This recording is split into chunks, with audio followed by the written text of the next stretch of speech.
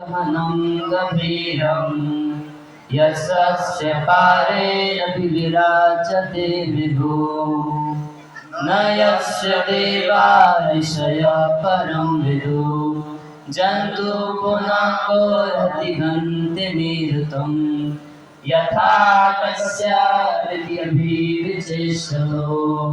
दुरक्षयानुक्रमणः समावतु दृदृक्षवो यस्य पदं सुमङ्गलं विमुक्तसङ्गा मुनयः सुसाधवः चरन्त्यलोकाव्रतमारणं वने भूतात्मभूता सुहृदसमे गतिः न विद्यते यस्य च जन्म कर्ममय न नामरूपे गुणदोषैर्य तथापि लोकाप्यसम्भवाय स्वमायया तान् पृच्छति तस्मै नमः परेशाय ब्रह्मणे अनन्तशक्तये अरूपाय रूपाय नमः आश्चर्यकर्मणे नमः आत्मप्रदीपाय साक्षिणे परमात्मने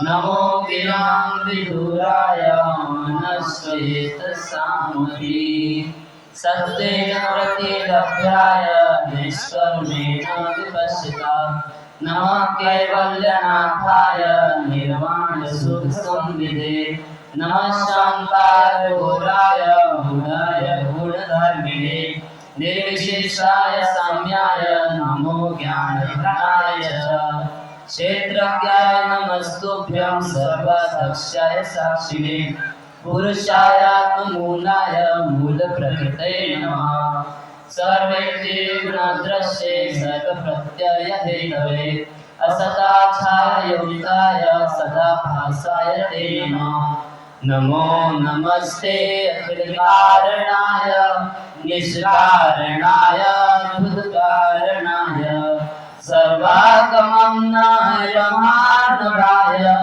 नमो वर्गाय परायणाय गुणार्निच्छिन्न चिदुष्मराय तत्शोभविस्फूर्जितमानसाय नैष्कर्म्यभावे विवर्जितागं स्वयं प्रकाशाय नमस्करोमि माद्रे प्रपन्नपशुभाष विमोक्षणाय मुक्ताय भूरि करुणाय नमो नराय स्वांशेन सर्वमनुवृन्मनसि प्रथिता प्रत्यग्निशे भगवते बृहते नमस्ते आत्मात्मजाप्रियजनेषु सत्ते दुष्प्राणाय गुणसङ्गविवर्जिताय मुक्तात्मविश्वहृदय परिभाविताय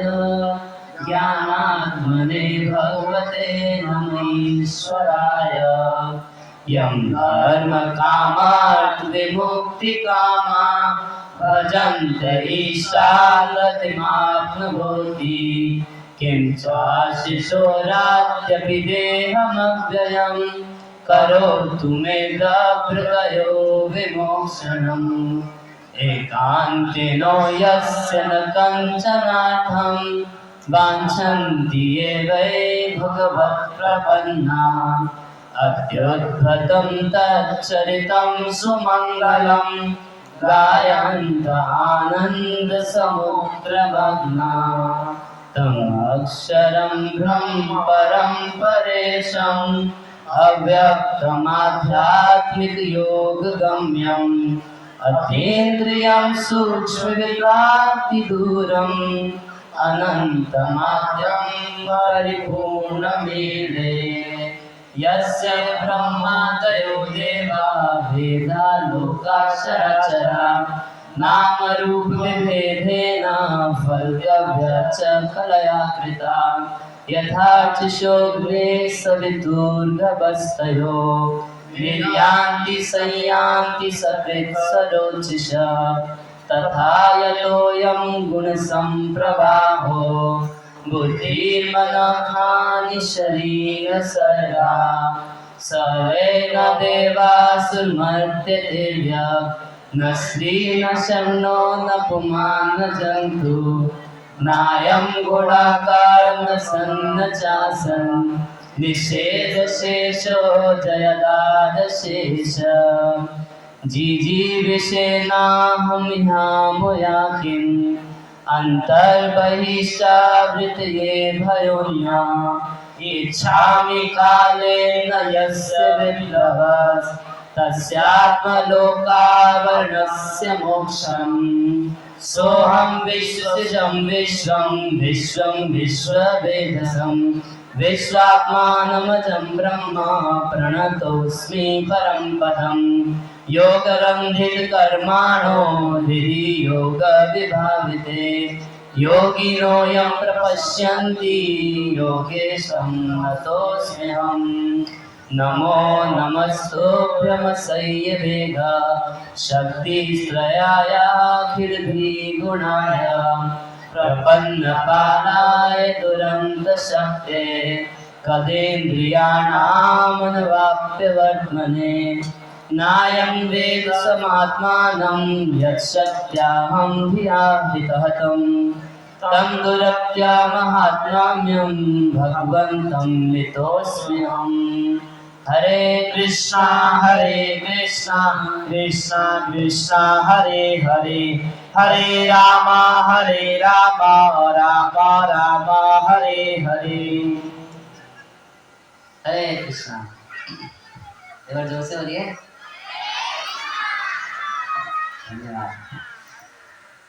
कुम्हारा घाट यहीं पर है और यहीं पर गजेंद्र ने स्तुति से भगवान को पुकारा।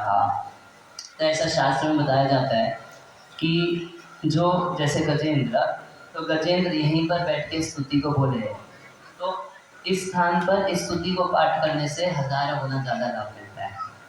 कहीं और अगर आप गजेंद्र की स्तुति पढ़ेंगे या सुनेंगे तो जितना फल मिलेगा उससे हजारों गुना ज़्यादा फल मिलेगा अगर आप उसको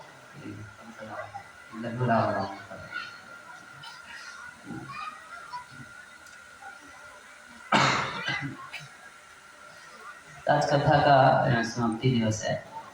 वो गजेंद्र की बात तो बहुत लंबी है, अभी पूरी तो नहीं हुई है। और जितने भी लोग कुछ 56 भोग का लेके आएंगे तो यहाँ स्टेज पर अभी कथा के समय नहीं लेके आएंगे। किसी का सेवा लगाना चाहिए धनंजय वगैरह का बोलिए। अभी बीच में कोई भी भोग की सामग्री आएगी तो वहाँ साइड में कलेक्शन करके रहती है और बाद में ऊपर आएगा।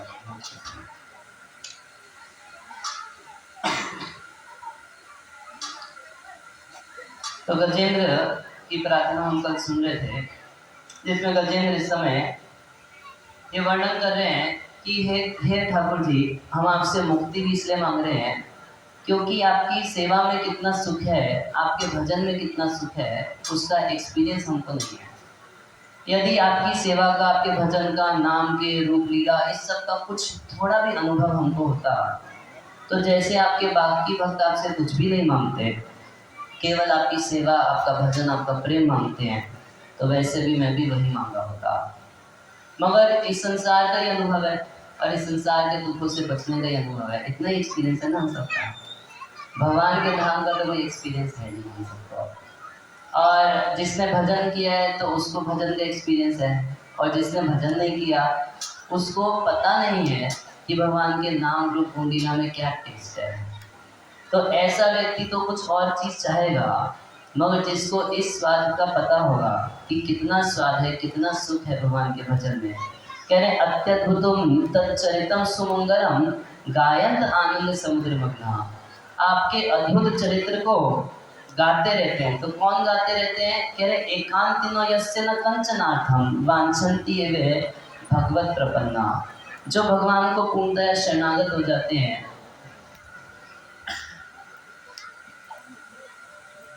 तो उनको भजन में इतना सुख मिलता है कि न वांछन्ति, अन्य कुछ भी नहीं चाहते। बोले कुछ तो चाहते होंगे, कह रहे कंचनार्थम, एकदम कुछ भी दूसरी वस्तु नहीं चाहते। क्यों? क्योंकि जो व्यक्ति समुद्र में गोते लगा रहा होगा, वो सड़क के गड्ढे में भरे कीचड़ के पानी में क्यों नहाना चाहेगा? ये वृत्रासुर को बोले इंद्र, वृत्रासुर एक ऐसे असुर हुए जो युद्ध भूमि में भगवान की भक्ति की बात कर रहे थे और इंद्र को ललकार रहे थे और इंद्र को विश्वास दिला रहे थे कि देखो इंद्र, तुमको भगवान ये वज्र दिए हैं, कुछ तो भगवान की बात पे विश्वास कर। जब भगवान तेरे को दिया है, इससे तू मुझको मारेगा तो मैं मर जाऊंगा। बोले इस संसार में कोई युद्ध हारने के लिए करता है क्या? कोई मरने के लिए कभी युद्ध करता है? युद्ध करता है जीतने के लिए। मगर वृत्रासुर ऐसे हुए जो हारने के लिए युद्ध कर रहे थे। बोले थोड़ा सा विश्वास कर भगवान की वाणी के ऊपर। भगवान तेरे को ये वज्र दिए कि इससे वृत्रासुर मरेगा, तू ये उठा वज्र और चला मेरे ऊपर। और वृत्रासुर बोले कि इंद्र तू स्वर्ग चाहता है, देख भगवान बहुत दयालु है, वो तेरी भी इच्छा पूरी कर देंगे, मेरी भी इच्छा पूरी कर देंगे। तुम्हारी इच्छा स्वर्ग प्राप्ति की है, तुमको स्वर्ग दे देंगे और मैं ये शरीर छोड़ते हुए अपना मन भगवान में रख के शरीर छोड़ूंगा और भगवान के धाम को चला जाऊंगा। तो भगवान तो सबकी इच्छा पूरी कर देंगे। तब जब इंद्र इतना डर गया, इतना डर गए इंद्र कि अब उठा ही नहीं रहे वज्र। तो वृत्रासुर सोचे कि ऐसे नहीं चलाएगा वज्र, तो त्रिशूल ले लिए हाथ में, देख के मारे इंद्र के ऊपर।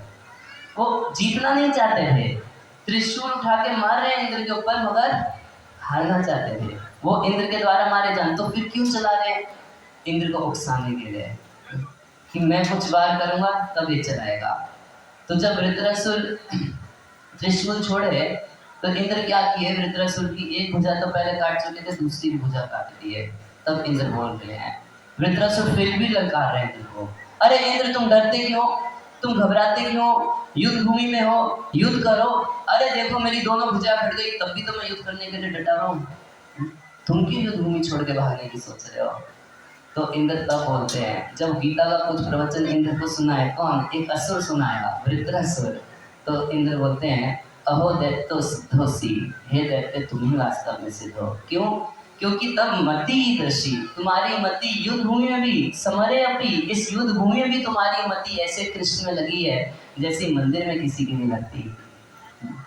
तो इंद्र कह रहे हैं कि हम तो स्वर्ग आदि के सुख को चाहते हैं, मगर जो व्यक्ति तुम्हारे जैसा भगवत भक्त है, जो व्यक्ति भक्ति रसामृत सिंधु में स्नान कर रहा हो, भक्ति रसामृत सिंधु में भक्ति के आनंद के रस के समुद्र में गोते लगा रहा हो, तो वो क्यों सड़क पे गड्ढे में जिसमें कीचड़ भरी हो उसमें गोता लगाना चाहेगा? चाहेगा क्या? तो ऐसे तुम स्वर्ग आदि सुखों को नहीं चाहते, तुम तो केवल भगवान की सेवा को चाहते हो। तो उसी तरीके से गजेंद्र कह रहे हैं कि यदि मुझे आपके अन्य भक्तों जैसे कुछ आपकी सेवा का सुख का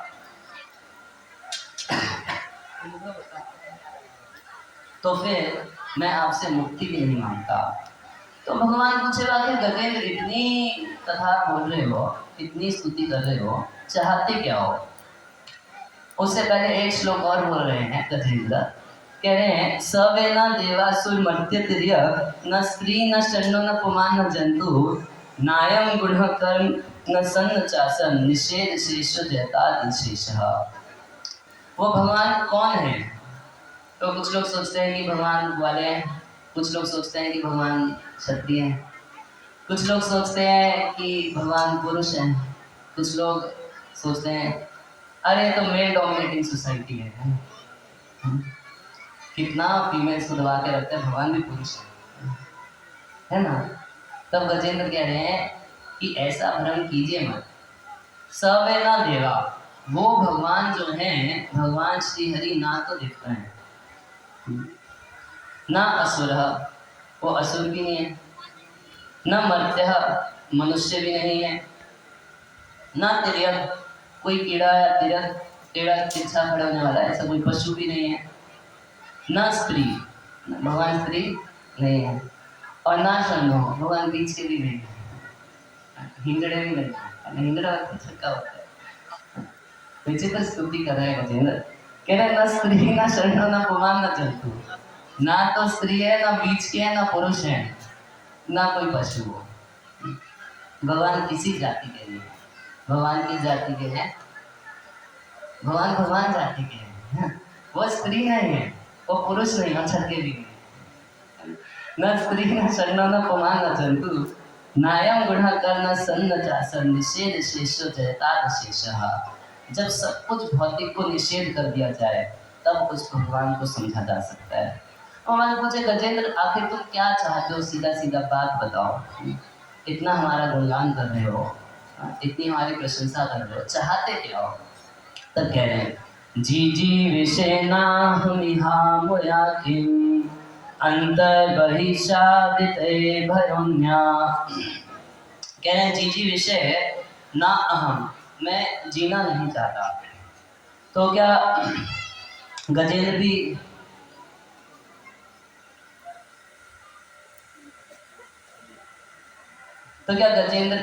इस संसार के लोग जैसे फ्रस्ट्रेटेड है? हम जीना नहीं चाहते, ऐसे तो बहुत सारे लोग होते हैं। और कितने बूढ़े बूढ़े लोग बोलते हैं, राम जी सुन लेते तो अच्छा होता। ऐसी एक बुढ़िया गांव में थी, ऐसे हमेशा बोलती रहती थी, राम जी अब सुन लेते तो अच्छा होता, लगता है कि हमारा नाम ही लिस्ट में से काट दिए हैं। तो हमारे गुरु महाराज एक बार गए उसके घर पे, तो ऐसी बोली थी, लगता है कि यमराज जी भी भुला गए हैं उनको। नहीं नहीं, यमराज जी किसी को नहीं भूलते।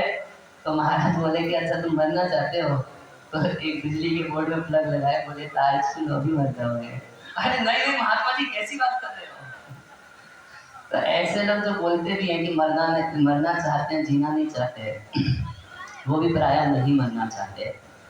मगर फिर भी उनमें से ऐसे काफ़ी सारे फ्रस्ट्रेटेड केस होते हैं जो वास्तव में सुसाइड कर ही लेते हैं, है ना।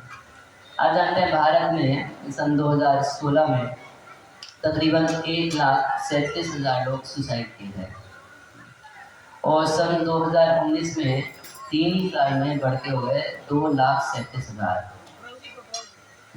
एक साल में कितना सुसाइड! और इनमें से अधिक होते हैं कौन? तो युवक और युवतियाँ होती हैं, या तो स्कूल में पढ़ाई में अच्छे नंबर नहीं आए तो लटक के मर जाते हैं, और या नौकरी नहीं लगती है तो लटक के मर जाते हैं, और या फिर आप तीसरी बात जानते हैं, गर्लफ्रेंड बॉयफ्रेंड पाप करते हैं, मर जाते हैं। अधिकांश तो सुसाइड केस इसीलिए होते हैं। तो गजेंद्र की स्थिति वैसी नहीं है। कह रहे हैं, जी जी विषय ना हम, वो लोग मरते हैं, मगर कभी कभी ऐसे मरने वाले हम सुने हैं कि मरते हुए बोलते हैं कि अगले जन्म में मैं उसी से शादी करूंगा। अगले जन्म का कुछ सुख चाहते हैं, मरते हैं, ये शरीर छोड़ते हैं फ्रस्ट्रेशन में, मगर फिर चाहते हैं अगला एक शरीर मिलेगा तो उससे भोग भोगेंगे। तो गजेंद्र कह रहे हैं, जी जी विषय ना हम इहा, इस शरीर में तो मैं जीना नहीं चाहता। ये हाथी का शरीर है, अंदर से बाहर से सब जगह से केवल अज्ञान से भरा हुआ है। अंदर हाथी शरीर का बड़ा मोटा होता है, चमड़ा बहुत ज़्यादा होता है उसको, इसलिए हाथी जो होता है बहुत कामी होता है, और गर्मी वगैरह भी उसको बहुत लगती है। तो जी जी विषय ना हम इहा, कह रहे हैं ये हाथी का शरीर जो अंदर से बाहर से सब जगह से केवल अज्ञान से भरा है, ऐसे शरीर में अब और जीना नहीं चाहता। और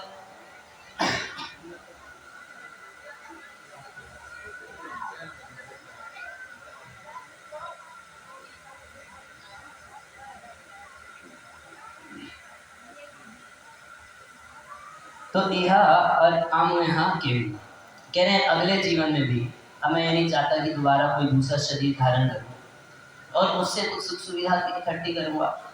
अरे अंतर वही चावृत घोर निहा, अंतर और बही, अंदर और बाहर दोनों तरफ से हाथी का शरीर जो है ये अज्ञान से भरा पड़ा है, और ये मनुष्य शरीर भी अज्ञान से भरा पड़ा है। ये मनुष्य शरीर में स्थिति कैसी है कि अंदर रहने वाला जीव प्रश्न पूछता है कि हम डिमोटिवेट क्यों हो जाते हैं, क्योंकि अज्ञान से भरा हुआ शरीर है। शरीर अविद्या जाल जड़ेंद्रिय ताहे काल, ये शरीर कैसा है, ये अपने आप में ही अविद्या का जाल है। आपको अपने आप जो विचार आएंगे वो सब अविद्या के ही आते हैं। जैसे ये मंदिर है, इस मंदिर में आपको रोज झाड़ू मारनी पड़ती है, घर में रोज झाड़ू मारते हैं। आप सोचे कि मैंने तो यहाँ झाड़ू मार दी, अब ये हमेशा साफ रहेगा, तो क्या ये हमेशा साफ रहेगा? फिर धूल जम जाएगी। उसी तरीके से हमारा जो चित्त है, ये शरीर ऐसा अविद्या का जाल है कि अगर हम रोज सफाई ना करें तो चित्त जो है वो एकदम अंधकार से, तमोगुण से, अविद्या से भर जाता है। तो जैसे आपको घर की रोज सफाई करनी पड़ती है, फिर धूल जम जाती है, फिर सफाई करनी पड़ती है। तो ऐसे ही ये शरीर का हाल है। इसलिए हम लोग रोज भगवान के नाम का जप करते हैं। क्या करते हैं? रोज झाड़ू मारते हैं। भक्ति सिद्धांत सरस्वती महाराज बोला करते थे कि मन इतना बदमाश है, इतना बदमाश है कि इसको रोज सुबह 100 चप्पल मारना चाहिए और रात को सोते समय 100 बार झाड़ू से मारना चाहिए। तो आप घर जाके चप्पल और झाड़ू उठा के पिटाई मत चालू कीजिएगा। चप्पल झाड़ू मतलब भगवान का नाम का जप करना, सुबह शाम भगवान का नाम लेके ये हृदय की चेतो दर्पण माटी इसकी सफाई करनी पड़ती है। तो ये प्राकृतिक शरीर जो है, भौतिक शरीर जो है, ये अपने आप में ही अविद्या उत्पन्न करने वाला है। अंतर बहिषावृत आवृत है, ढका हुआ है। और कह रहे हैं कि इच्छा में काले न यस्य विप्लव तस्यात्म लोकावरणस्य मोक्षणम्।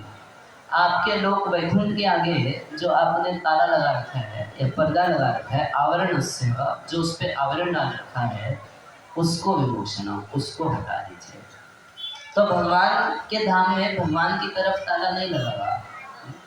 कपाट बंद कहाँ से है? हम लोग की तरफ से है। हम में से कोई जाना ही नहीं चाहता। एक महाराष्ट्र के संत हुए थे,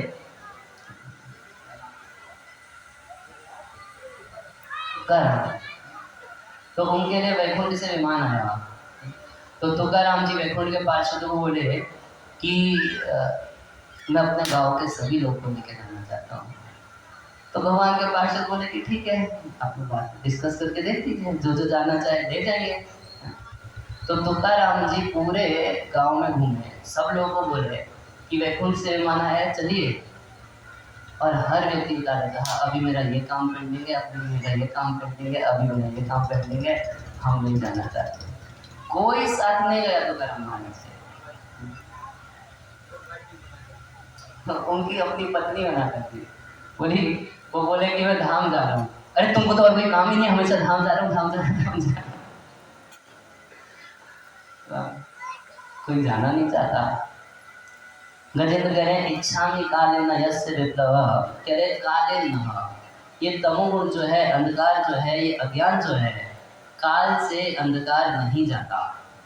केवल टाइम पास करने से आपका अज्ञान नहीं जाएगा। अज्ञान जाएगा तत्व ज्ञान से, अज्ञान जाएगा भगवत कृपा से। मगर केवल साल बीत जाए, साल बीत जाए, तो आप बताइए क्या 50 साल का गधा और 5 साल का घोड़ा है? गधा तो तब भी गधा ही है ना। इतना बड़ा गधा है, इतना बड़ा गधा है, सच में इतना बड़ा गधा है कि वो गधा सोचता है कि अगर मेरा बॉस मुझको खिलाएगा नहीं, खाता क्या है गधा? घास खाता है। सोचता है यदि मैं धोबी का कपड़ा नहीं धोऊंगा तो मेरा बॉस मुझको घास देगा नहीं, मैं भूखा मर जाऊंगा। कितना बड़ा गधा है। वो घास सब जगह फ्री में, फोकट में अवेलेबल है। खाने को उसको मिलेगा, भगवान सबको खाने को देते हैं। मगर गधा इतना बड़ा गधा है, सच में गधा है, कितना बड़ा गधा है। तो कह रहे हैं काले न, काले न तस्य आत्मलोकावरणस्य। अज्ञान जो है वो केवल बाल पकने से नहीं जाता। कभी कभी कोई छोटा बच्चा किसी बूढ़े व्यक्ति को बोलता है कि दादाजी पापा आप भी एक माला जप कर लो, देखो अब तो जाने का टाइम आ गया है। तो 2 दिन का लड़का सिखाएगा मेरे को? तेरे को पता नहीं ये बाल मैंने धूप में नहीं पकाए हैं। मगर समय बीतने से अज्ञान नहीं जाता। ये पेड़ों की कितनी उम्र होगी, कितने साल से खड़े हैं बताइए? काफी एज हो गया इनका। न काले न, साफ रूप से बोल रहे हैं कि केवल काल बीतने से, समय बीतने से अज्ञान खत्म नहीं होता। अज्ञान खत्म होता है तत्व ज्ञान से, अज्ञान खत्म होता है भगवत कृपा से, भगवान की कृपा से अज्ञान खत्म होता है। तो कह रहे हैं लोकावरणस्य मोक्षणम। आप अपने वैकुंठ धाम को जो ढक के रखे हैं, भगवान एक पर्दा करके रखते हैं। माया जवनिका छन्नम अज्ञातोक्षजम अव्ययम।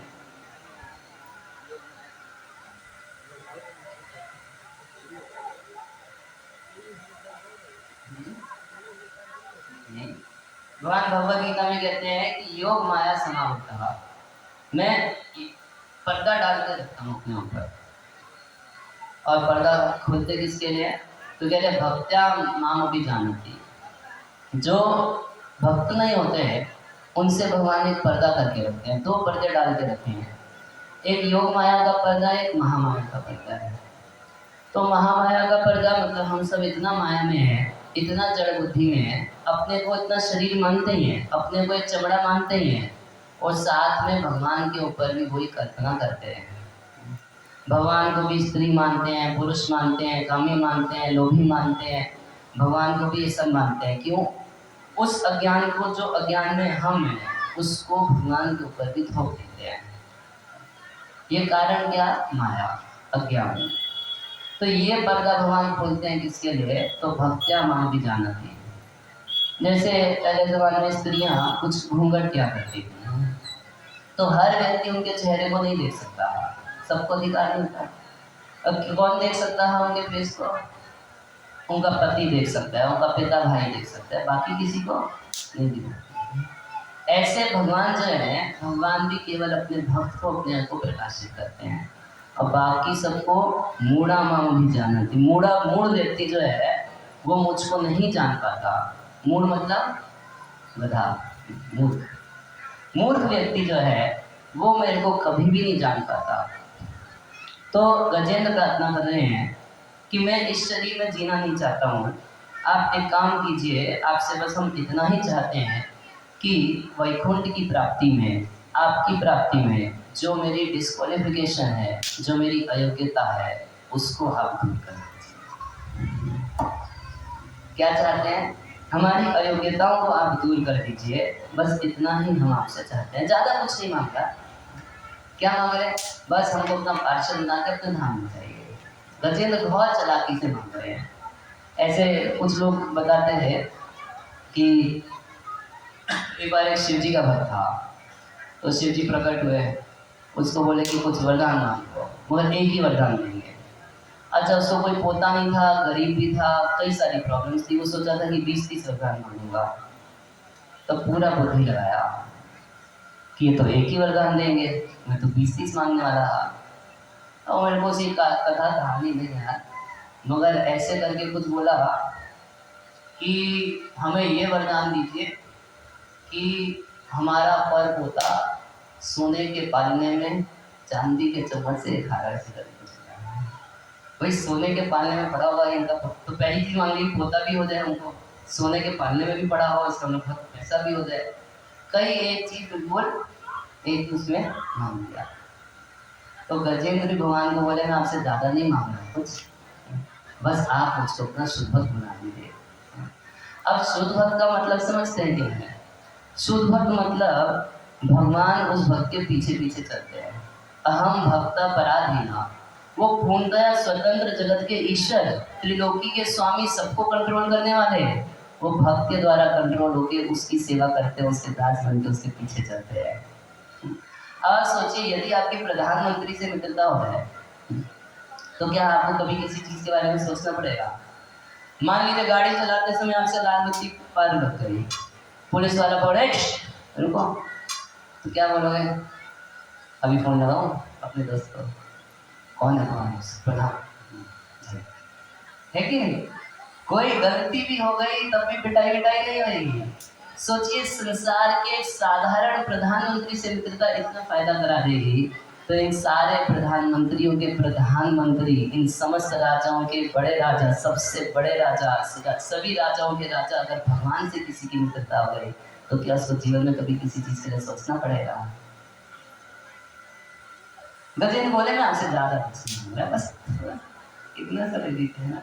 कभी कभी बहुत भारी भारी चेक बनाए जाते हैं, है ना, लिखा जाएगा 20 lakhs ओनली, थोड़ा अच्छा 1 करोड़ ओनली, ये भी ओनली है। कितना बड़े से बड़ा अमाउंट हो, लास्ट में क्या लिखते हैं? ओनली। ज़्यादा नहीं मांगते, थोड़ा सा दे दीजिए। क्या दे दीजिए? आप हमको अपना पार्षद बन दे दीजिए, अपनी शुद्ध भक्ति प्रदान कर दीजिए। बाकी सब तो पीछे पीछे अपने आप आएगा। जो भगवान का भक्त हो जाता है तो भक्ति उसकी सेवा करती है, मुक्ति उसकी सेवा करती है, वो नहीं चाहता, रिजेक्ट कर देता है, तब भी उसके पीछे पीछे चलती रहती है। इस संसार का सारा भोग ऐश्वर्य प्राप्त होता है।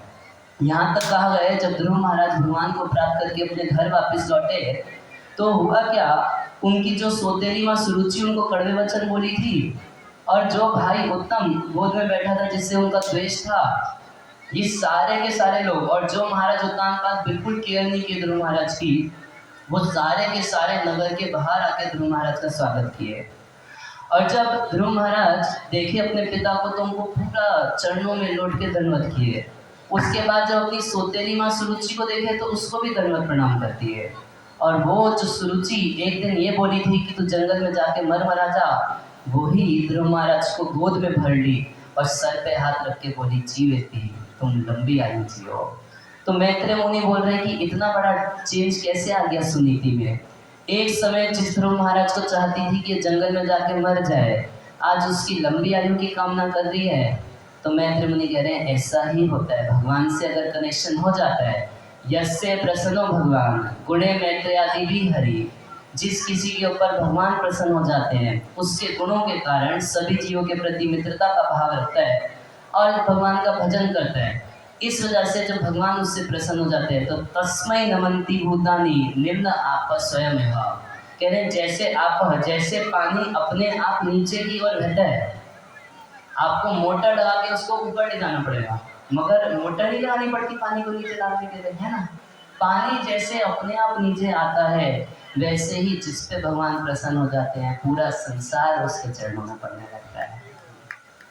तो संसार के सुख मिलते हैं, संसार का ऐश्वर्य मिलता है, सभी लोग भगवान के भक्तों से प्रेम करने लगते हैं और साथ ही साथ मुक्ति भी मिलती है। बल्कि भगवान भुक्ति और मुक्ति तो पहले दे देते हैं, भक्त को टेस्ट करते हैं, परीक्षा लेते हैं कि इसको संसार की कोई चीज़ दे दूंगा तो मेरा पीछा छोड़ेगा या नहीं छोड़ेगा, छोड़ दिया तो वही खत्म हिस्सा। फिर उसके बाद मुक्ति देते हैं, 5 प्रकार की मुक्ति है, सायुज्य, सारूप्य, शास्त्री, कोई मुक्ति दे लो।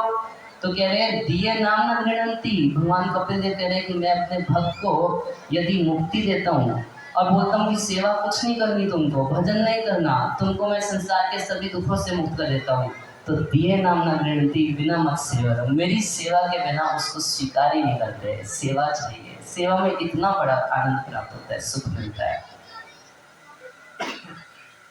तो गजेंद्र बहुत बुद्धिमानी से भगवान से कह रहे हैं हम ज़्यादा नहीं मांगते, क्या चाहते हैं, बस आप हमको अपनी शुद्ध भक्ति दे दीजिए, बाकी सब तो अपने आप पीछे पीछे प्राप्त हो जाता है भक्त को। तो इस प्रकार से एवं गजेंद्र उपवर्णितम निर्विशेषम ब्रह्मादयो विविध लिंग अभिभेद अभिधाभिमाना। कह रहे हैं कि इस प्रकार से जब गजेंद्र ने उपवर्णितम इस प्रकार वर्णन किया, मगर अब जानते हैं हम तो व्याख्या करके सुनाए आपको, मगर आप मूल श्लोक यदि पढ़ेंगे तो उन श्लोकों में ये पता नहीं चल रहा कि गजेंद्र बुला किसको रहे, कौन आए उसी से पता चला कि किसको बुलाया। अब गजेंद्र के श्लोकों को आप पढ़ेंगे तो नहीं समझ पाएंगे किसको कह रहे हैं। निर्विशेषम, किसी व्यक्ति का पर्टिकुलर नाम नहीं रखे कि हम इसको बुला रहे हैं। भगवान के कई गुणों का वर्णन किए मगर भगवान का नाम गजेंद्र नहीं, केवल गुण वर्णन किए, ऐसे भगवान हमारी रक्षा करें, ऐसे भगवान हमारी रक्षा करें। कह रहे ब्रह्मादयो विविध लिंग अभिधाभिमान, ये ब्रह्मा आदि तो अपने आप को विविध लिंग, विभिन्न रूपों में, विभिन्न स्वरूपों में अपनी पहचान करते हैं, इसलिए वो लोग गजेंद्र की रक्षा के लिए नहीं पहुंचे। ब्रह्मा जी मानते हैं कि मैं चतुर्मुख हूँ, मैं सृष्टि का रचयिता हूँ, ये सब मेरे कंट्रोल में, मेरे अधिकार में चलता है ना। ऐसे सारे देवता अपने आप को वो मानते हैं जिस पोजीशन पर बैठे हैं, वास्तव में हम वो नहीं है जिस पोजीशन पर बैठे हैं, हम वो नहीं है जिस शरीर में बैठे हैं, हम कुछ उससे अलग हैं, हम आत्मा हैं। हमारे गौर कृष्ण महाराज बड़ा सुंदर उदाहरण देके समझाया करते थे कि जैसे आप लोग रिक्शा देखे होंगे तो एक जना रिक्शा चालक होता है, रिक्शा चलाने वाला, तो कभी कभी रिक्शा वाले को बुलाना होता है तो आवाज़ क्या लगाई जाती है, ए रिक्शा। तो वो रिक्शा नहीं है, वो कौन है, वो रिक्शा वाला है, रिक्शा वाला है। तो रिक्शा वाला जो है उसको नहीं बुलाया, बोलते हैं ए रिक्शा, और रिक्शा वाला तुरंत आ जाता है। क्यों आ जाता है, वो रिक्शा के साथ रहते रहते उसकी भावना हो जाती है कि मैं रिक्शा ही उसी प्रकार से इस जड़ शरीर में रह के एक पोस्ट पोजीशन पे रह के व्यक्ति को ये अभिमान हो जाता है कि ये मैं ही हूँ। तो ऐसे ब्रह्मादयो विविध लिंग अभिधाभिमाना, अपने आप को उन्हीं स्वरूपों से पहचान करने वाले वो लोग तो गजेंद्र की रक्षा के लिए नहीं गए। अब क्यों नहीं गए? सारे के सारे देवता आके तमाशा देख रहे थे। जब गजेंद्र पुकार रहा था तो देख रहे थे। और गजेंद्र भी आप सुने कि कैसे गुणों का वर्णन कर रहे हैं।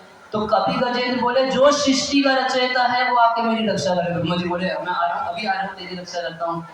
तब तक जानते हैं गजेंद्र क्या बोलती है? गजेंद्र बोलती है यस्य ब्रह्मादयो देवा वेदा लोकाशरचरा नाम रूप वेदेन फलगव्य चकलाकृता। कह रहे जिसके ब्रह्मा आदि देवता नाम रूप वेदेन, इनके बड़े नाम हैं, बहुत सारे रूप हैं, और फलगव्य चकलाकृता, जिनकी फल्गु कृति है, जिनकी बहुत तुच्छ रचना है या उनका अंश है, वो भगवान आके हमारी रक्षा करे। बड़ा गुस्सा है ब्रह्मा जी को। पहले सृष्टि के रचयिता मेरी रक्षा करे, फिर उसके बाद मेरे को संसार का सबसे तुच्छ प्राणी बता दिया। सारे देवता वहां इकट्ठे हुए और सारे मिलकर मीटिंग किए। लगता है आज ये मरना ही चाहता है। थोड़ा भी हमारा गुण अच्छे से बोल दिया होता, कुछ गुण बोलते हैं उसके बाद ऐसी बात करते जैसे कि हमसे बदतर आदमी संसार में। क्योंकि भगवान के आगे तो सभी तुच्छ हैं। तो वास्तव में बहुत देवता कभी बुरा नहीं मानते यदि ये बोला जाए कि देवता भगवान के सामने तुच्छ हैं। जैसे आप हनुमान जी को बोलिए भगवान, तब हनुमान जी को बड़ा खराब लगता है, पूछ में लपेट के बहुत पिटा दिया। मगर आप हनुमान जी के पास जाके बोलिए कि राम द्वारे तुम रखवारे हो, तुम राम के दास हो, राम की सेवा करते हो, तो हनुमान जी को बहुत अच्छा लगता है, एकदम गले लगा देंगे, सारा आशीर्वाद आपको उठाते रहेंगे। क्योंकि जैसे इस संसार में आप देखे होंगे कि अगर किसी स्त्री पुरुष का संबंध होता है तो वो लोग अच्छा, उनको बहुत अच्छा फीलिंग आता है ना। एक दूसरे को फोन करके बोलते हैं I love you, I really love you, और ये सुनना उनको कितना अच्छा लगता है ना। तो हमारा एक दूसरे से संबंध है, उनको ये सुनना कितना अच्छा लगता है।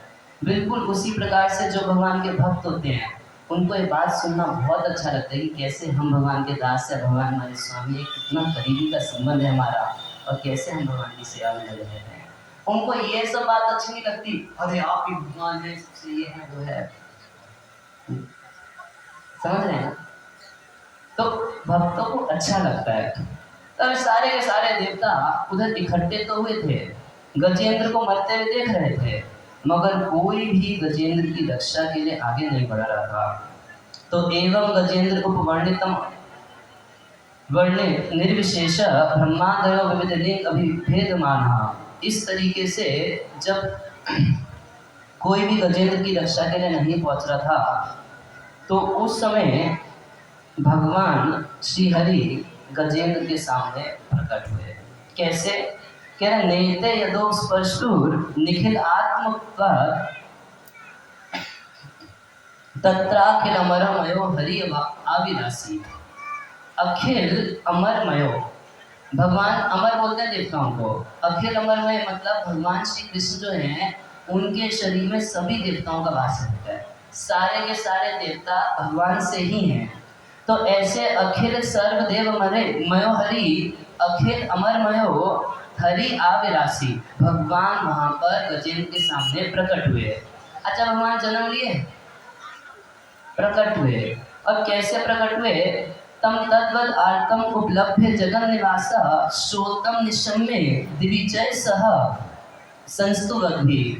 कह रहे हैं कि तम तद्वद आर्तम, बड़े दुख के समय में जब उसको मगरमच्छ पकड़ रखा था तो उपलब्ध जगन निवास श्रोतम निशम्य, वो जगन निवास भगवान गजेंद्र के स्रोत को निशम्य सुने।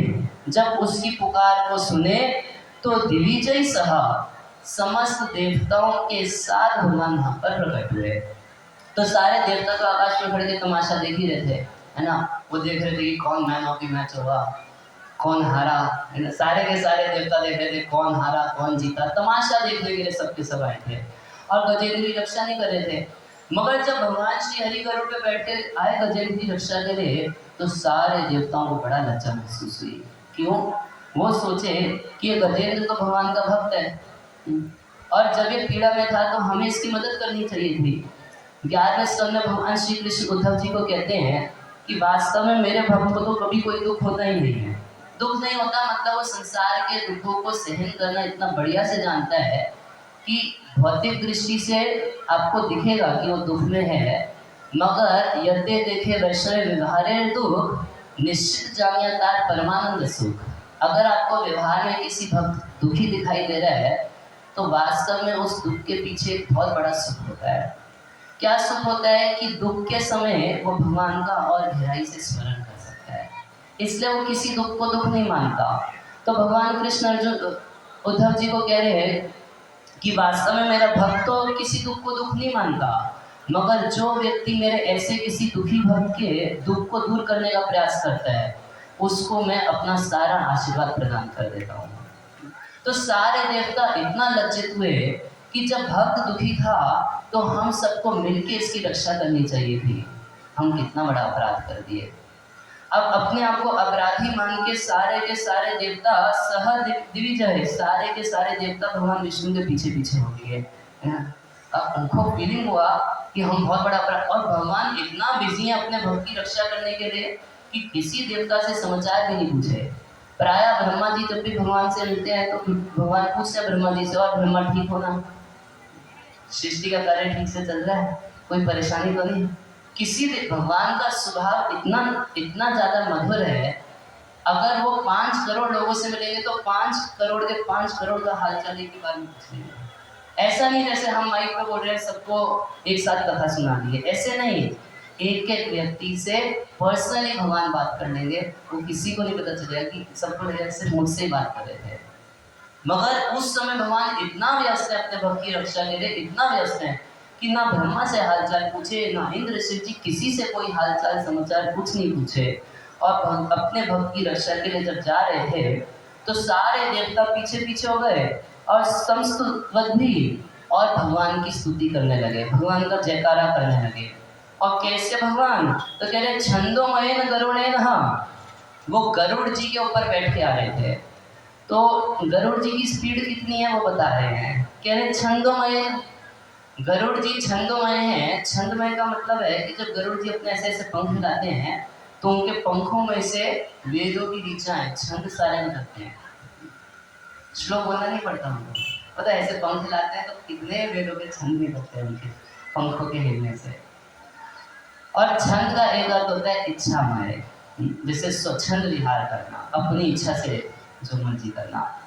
तो गरुड़ जी इतना स्पीड से चलते हैं, इतना स्पीड से चलते हैं कि वो भगवान के मन की स्पीड से चलते हैं। कितना हाई स्पीड होंगे?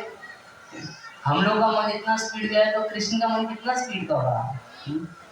तो इतना हाई स्पीड व्हीकल पे भगवान चलते हुए आ रहे हैं। छंदोमयन गरुड़म समुद्यमानस चक्रायुधो, और हाथ में क्या लिए? एक आयुध लेके चले हैं, अपना चक्र लेके चले हैं, और कह रहे हैं चक्रायुध, आयुध लिए हैं, चक्र लिए हैं, कुछ और भी आयुध लिए हैं। और अभ्यगम आसु यतः गजेंद्र, भगवान एकदम तुरंत गजेंद्र के सामने ही आ गए हैं।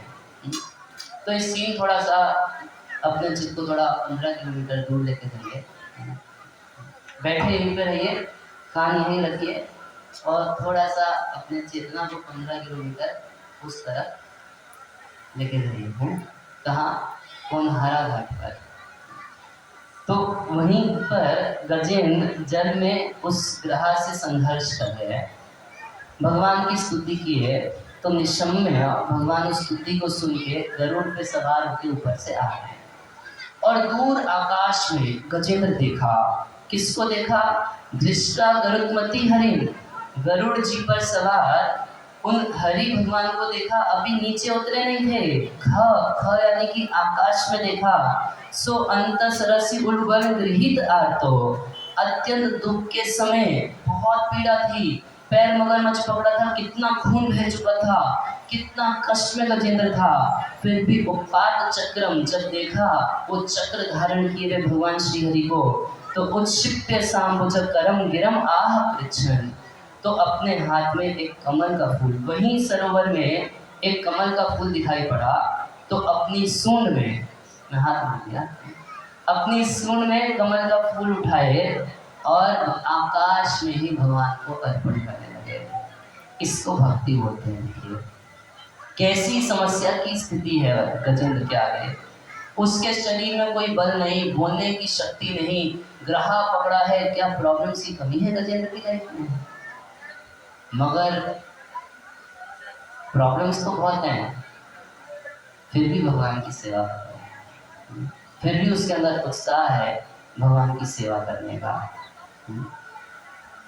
तो गजेंद्र जो है उत्क्षिप्य सांबुज करम गिरम आहा, और अपनी वाणी से आहा यानी कि बोला, और कैसे बोला? कष्ट से बोला, आवाज तो निकल नहीं रही थी, बोला जा नहीं रहा था उससे। तो बोला नारायण अखिल गुरु भगवान नमस्ते। जैसे तैसे अत्यंत कष्ट में बोला नारायण, हे नारायण, हे नरों के रक्षक पालन करने वाले, हे अखिल गुरु, हे सबका कल्याण करने वाले, हे सर्वशक्तिमान भगवान, आपको मैं प्रणाम करता हूँ। आज सच्ची ऐसी स्थिति में जहाँ अब तो जीवन हारे, अब तो सब कुछ हार चुके लगे, उस समय भी भगवान की सेवा कर रहे हैं। वो कमल का पुष्प क्यों कर रहे हैं ऐसा? क्योंकि पूर्व जन्म में गजेंद्र इसको बहुत प्रैक्टिस किए थे। पूर्व जन्म में गजेंद्र भगवान की पूजा किया करते थे। देखिए कि कोई आदत डालने से उस आदत में कितनी शक्ति रहती है, मतलब पावर ऑफ हैबिट्स। कोई आप गंदी आदत डाल दीजिए अंगूठा चूसने की, बच्चे के अंदर आदत होती है अंगूठा चूसने की, तो माँ जाती है उसका हाथ ऐसे निकालती है। कभी कभी माँ क्या करती है, अंगूठे पे टेप पे पिघला देती है कि मुंह में डालेगा तो इसको अच्छा नहीं लगेगा। कभी कभी हाथ बांध देती है। मगर जिस बच्चे की बहुत बढ़िया से आदत पड़ी होती है अंगूठा चूसने की, तो क्या करता है, वो टेप चढ़ाएगी, मुंह में डालेगा, गंदा लगेगा, टेप खोल देगा, फिर डालेगा, है ना। हाथ बांध देगी तब भी मौका ढूंढता रहेगा कैसे इसको मुंह में डालना है। तो बिल्कुल उसी प्रकार से ये आदत में इतनी शक्ति होती है। तो अगर हम अपनी जीवन शैली बना लें, एक आदत बना लें कि हमें भगवान का कीर्तन करना है, हमें भगवान का जप करना है, हमें भगवान को फूल चढ़ाना है, मंदिर जाना है, तो ये आदत इतनी शक्तिशाली होती है कि कल को अगर पशु का शरीर भी मिल गया और इतनी बड़ी संकट की स्थिति में पड़ गए, तब भी हमारी सेवा हमसे हो जाएगी। आपको कोई मोटिवेशनल स्पीकर की जरूरत नहीं पड़ेगी, आपको केवल ऐसी आदत डालनी है। ऐसी आदत अगर किसी ने डाल ली कि हम भगवान के कीर्तन में आनंद से नाचेंगे, तो जब हम बूढ़े हो जाएंगे और शरीर से नहीं नाचा जाएगा, तब भी हमारा मन नाचता रहेगा भगवान का कीर्तन सुन के। शरीर नहीं नाच पाएगा तो भी कोई दिक्कत नहीं, मगर हमारा जो मन है वो जैसे ही हरि कीर्तन सुनेगा मन नाचने लग जाएगा। मगर जिसने कभी जीवन में भगवान के कीर्तन में नृत्य ही नहीं किया, उसका मन बुढ़ापे में बहुत दुखी रहेगा। संसार की इच्छाएं, संसार की लालसाएं, कुछ करना चाहते हैं मगर शरीर में क्षमता नहीं है। रोटी खाना चाहता है, कभी पिज़्ज़ा बर्गर भी खाना चाहेगा, मगर अब एपेटाइट नहीं है, कहाँ से खाएगा। इसलिए जितना लोग वृद्ध हो जाते हैं, केवल उनके जीवन में अब कलेश ही कलेश रह जाता है, केवल चिंता ही चिंता रह जाती है। क्योंकि जीवन भर भगवान की सेवा इसलिए नहीं की कि बुढ़ापे में करेंगे, और जब बुढ़ापा आता है, इनवैलिड हो जाते हैं, और बच्चे भी अब पूछते नहीं हैं। और कितनी बार लड़का बोल चुका, तुम्हें बस बिस्तर पे लेटे लेटे बक बक करते रहने की आदत हो गई है। उस समय सोचिए क्या होता है, और सबके ऊपर बीतती है। तो अगर बुढ़ापा आ गया, ओ शरीर काम का नहीं रहा, मगर जिसने आजीवन इसका अभ्यास किया भगवान की भक्ति का, उसका बुढ़ापा कितना सुख से बीत जाएगा। भगवान, वो शरीर भी अगर नहीं चलेगा, उसका मन भगवान का नाम लेता रहेगा, और उसका मन जो है वो कीर्तन में नाचता रहेगा। वो बुढ़ापा कितना आनंद में बीत जाएगा। यानी कैसी कंडीशन हो जाए, अहेतु की अप्रतिहता, भगवान की भक्ति आप किसी भी परिस्थिति में कर सकते हैं। तो इस तरीके से गजेंद्र थे वो अपनी सूंड में फूल लेके, वो कमल का फूल लिए और नारायण अखिल गुरु भगवान नमस्ते इस तरीके से भगवान को अर्पण करने लगे। अब देखिए वहां पर क्या हुआ। अभी तक तो गजेंद्र भगवान के इतने गुणों का वर्णन किए थे, तो भगवान गरुड़ जी पे बैठ के आने लगे। मगर जैसे ही गजेंद्र भगवान का नाम पुकारे, नारायण इसका केवल नाम बोले, भगवान बोले गरुड़ मंद गति।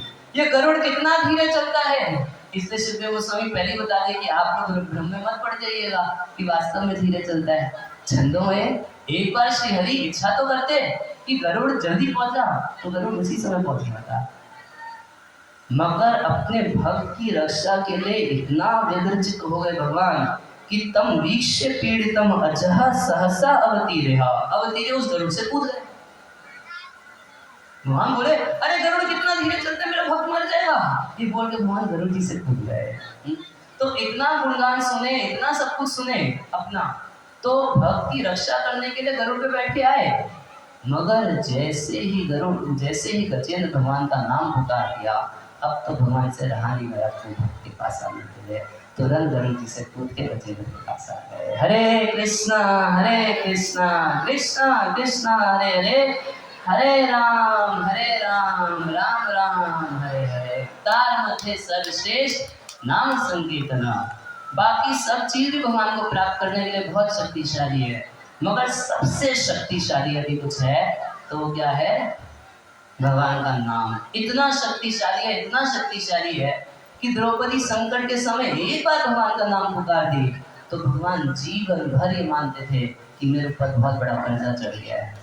किस बात का कर्जा, वो द्रौपदी संकट के समय एक बार मेरा नाम पुकारी थी और मैं पहुंचने में थोड़ा विलंब कर दिया, थोड़ा देर से गया था। तो इसके चलते जब कभी पांडव लोग, जब कभी द्रौपदी किसी संकट में पड़ते थे तो उस घटना के बाद कृष्ण से प्रार्थना नहीं करनी पड़ती थी, कृष्ण अपने आप उनकी रक्षा के लिए पहुंचाते थे। हरे कृष्णा कृष्णा कृष्णा हरे हरे, हरे राम राम राम हरे हरे।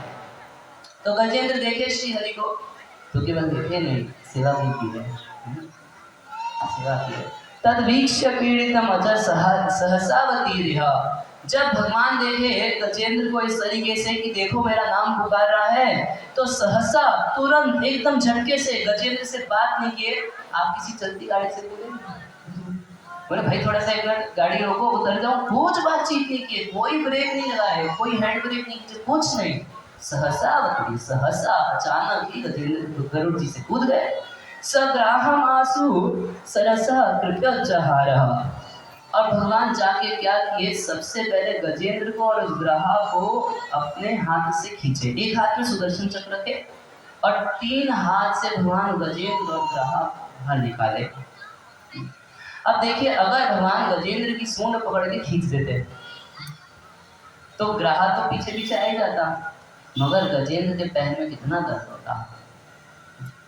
तो भगवान ये सोच के क्या किए कि 2 हाथ से तो गजेंद्र को पकड़े और 1 हाथ से उस ग्राह को भी पकड़े। 2 हाथ से गजेंद्र को और सपोर्ट ग्राह को, और 3 दोनों को खींच के पहले बाहर निकाले। क्यों, गजेंद्र पानी में रहते रहते बहुत दुख पा रहा था, बहुत दुख पा रहा था।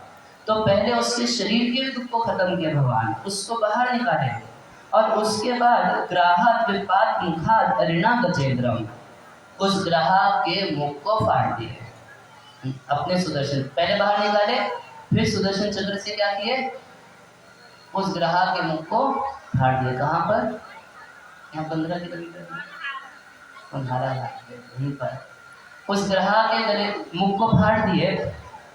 तो इस लीला से कितना ये बात पता चलती है कि स्तुति किया, प्रार्थना किया गजेंद्र, मगर उसका पैर पकड़ के रखा था ये ग्राहक। भगवान पहले किसको उद्धार किए, तो भगवान भक्त का ही उद्धार नहीं करते, जो भक्त का भक्त बन जाता है भगवान उसका पहले उद्धार कर देते हैं। हरे कृष्णा कृष्णा कृष्णा हरे हरे, हरे राम राम राम हरे हरे। संपश्यताम हरि आमु उजल उच्चानाम। और जितने देवता थे सारे के सारे देख रहे थे कि किस तरीके से भगवान ग्राहक का गला फाड़े, का मुख फाड़े और गजेंद्र की रक्षा किए। गजेंद्र की रक्षा किए, जैसे ही गजेंद्र का स्पर्श किए उसी समय गजेंद्र चतुर्भुज स्वरूप में, जैसा भगवान का स्वरूप है बिल्कुल वैसा ही उस गजेंद्र का स्वरूप हो गया और भगवान के साथ गरुड़ पे बैठ के गजेंद्र भी भगवान के धाम को चला गया।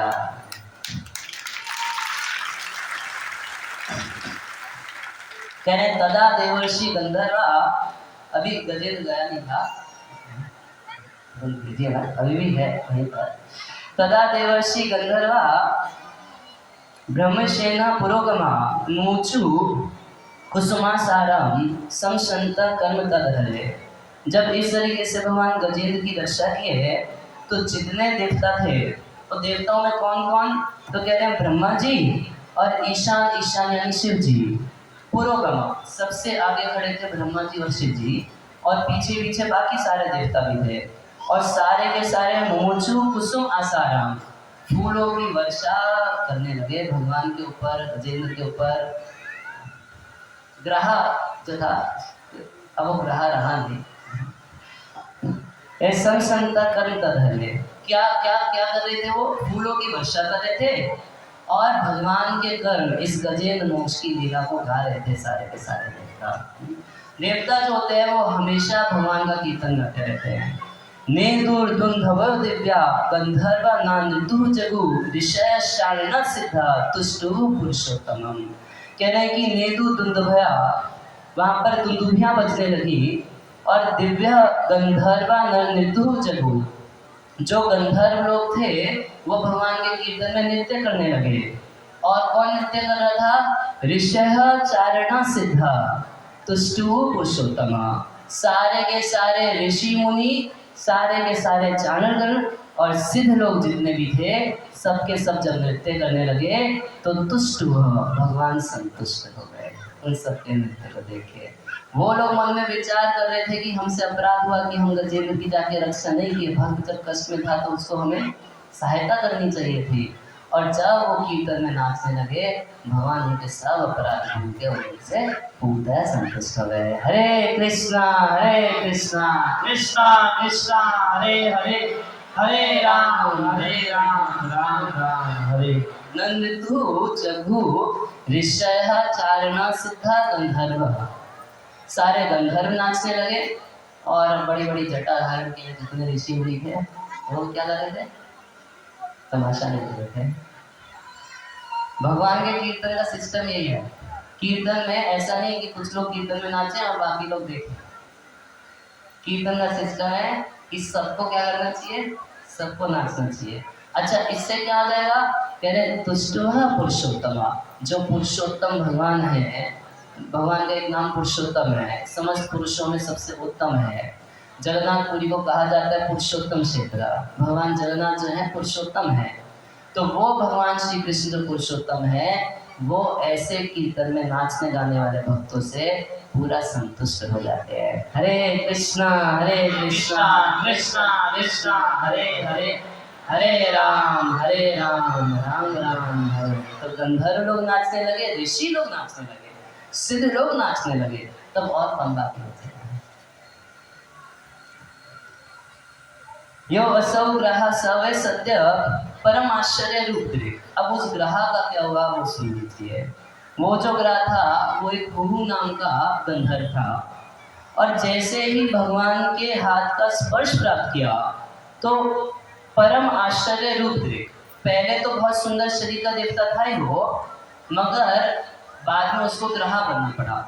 तो हुआ क्या था कि एक देवल नाम के ऋषि थे। एक बार की बात है कि गंधर्व जो था नदी में कुछ खेल खेल रहा था, खेल कूद कुछ कर रहा था। तो देवल ऋषि वहाँ पर स्नान करने के लिए आए। जब स्नान करने के लिए आए तो कुछ लोग होते हैं साधुओं के साथ कुछ ठिठोली करने अच्छा लगता है, उनको लगता है साधु तो कुछ बोलेगा नहीं इसके साथ नहीं। तो ये क्या किया कि पानी के अंदर घुस के वो ऋषि स्नान करने में उसको पैर खींचने लगा। वो ऋषि भी गए हैं स्नान करने के लिए, स्नान करते हो कुछ करते हो और नीचे उनका पैर खींच के उनको पानी में खींचने लगा। तो एक दो बार तो समझ गए कि कोई गंधर्व है जैसा हरकत कर रहा है, तो उसकी पचकानी हरकत को एक दो बार इग्नोर किए। मगर वो तो पूरा बदमाशी के मूड में था। कई कई लोग सोचते हैं कि पैर पकड़ना ये सब कुछ है। तो पकड़ा तो साधु का पैर, मगर पैर कैसे पकड़ा जाते हैं ये तो थोड़ा देखना पड़ेगा। अब कई बार कथा से हम लोग उठते हैं, लोग पैर ऐसे पकड़ते हैं कि अब गिरे तभी कोई गिरा। सच्ची बता रहे। उधर हम पाणापुर चौक में कथा की थे, तो वहाँ पर जो भी जजमान बनते थे प्रणाम करने आते थे, तो ऐसे हमारे गोद में सर रख के प्रणाम करते, मेरे को बड़ा बुद्धि होता था। कई लोग तो सर रख के पूरा बहुत देर तक पता नहीं क्या मंत्र फूकते रहते, और मेरे को इधर बुद्धि हो रही है, क्या बोलूं इसको, कैसे हटाऊं। तो साधु का पैर पकड़ के पानी में खींचने लगा, तो देवल ऋषि शाप देती है, बोले मगरमच्छ की तरह तू पैर खींचता है मेरा। अच्छा मगरमच्छ होता। तो एक ग्रह बन गया, मगरमच्छ बन गया। भगवान जब इसका स्पर्श किए तो वापस हूँ नाम का गंधर्व बना, परम आश्चर्य रूप थे। पहले जितना सुंदर था उससे करोड़ों गुना ज्यादा सुंदर हो गया भगवान के हाथ के स्पर्श से। मुक्तो देवल शापेना, भगवान सबसे पहले उसको किससे मुक्त किए, जो देवन मुनि उसको शाप दिए थे उससे मुक्त किए। भूहु गंधर्व सप्तमा, और उसके बाद गंधर्वों में उत्तम बन गया, वो उसका नाम भूहु था, भूहु नाम का गंधर्व था। अच्छा, अब जब वो गंधर्व के स्वरूप में हो गया तब क्या किया, प्रणम्य शीर्षाधीशम, वो अपना सिर कटाया नहीं है ना, वो ग्रहा का सर कटाया है ना, ग्रहा का सर काटा, मगर जब गंधर्व बना तो सर झुकाया, झुकाया ना, ग्रहा सर कटाया और गंधर्व सर झुकाया। प्रणम्य शिरसा अधीशम, जो अधीश हैं, समस्त पूरी सृष्टि के स्वामी हैं, ऐसे अधीश्वर भगवान के चरणों में प्रणम्य प्रणाम किया। अब ये गंधर्व अपने घर वापस जा रहा, तो घर जाते समय क्या क्या करना चाहिए, तो प्रणम्य शिरसाधीतम उत्तम श्लोक अव्ययम अगायत यशोधामा कीर्तने गुण सत्कथाम। तो भगवान को प्रणाम किया और अगायत यशोधामा कीर्तन्य गुण सत्कथाम, ऐसे भगवान जिनकी सत्कथा है, जिनकी कथा बड़ी अच्छी होती है, जिनकी कथा बहुत मधुर होती है, जिनकी कथाएं बहुत स्वीट है, ऐसे भगवान की कथाओं का गान किया। गंधर्व क्या किया, कीर्तन किया गंधर्व भी, और सो अनुकंपित ईशेन, इस प्रकार से भगवान की कृपा प्राप्त करके परिक्रम्य प्रणम्यतम, तो पहले प्रणाम किया था, फिर उसके बाद खड़ा हो गया, फिर भगवान को देखा, उनकी कृपा का अनुभव किया कि कितना भगवान हमारे ऊपर कृपा की है। सो अनुकंपित ईशेन, ऐसी भगवान की कृपा को देख के परिक्रम्य, भगवान की परिक्रमा लगाया। परिक्रमा लोग सोचते हैं, परिक्रमा कैसे होता है, चक्कर काटना। कहा जाता है, श्री रूप गोस्वामी लिखे हैं भक्ति रसामृत सिंधु में, कि जो भगवान के चक्कर काटता है, जो भगवान की परिक्रमा करता है, ऐसे श्रीहरि के चक्कर काटता है, उसका 84 का चक्कर खत्म हो जाता है। हरे कृष्णा कृष्णा कृष्णा हरे हरे, हरे राम राम राम हरे हरे।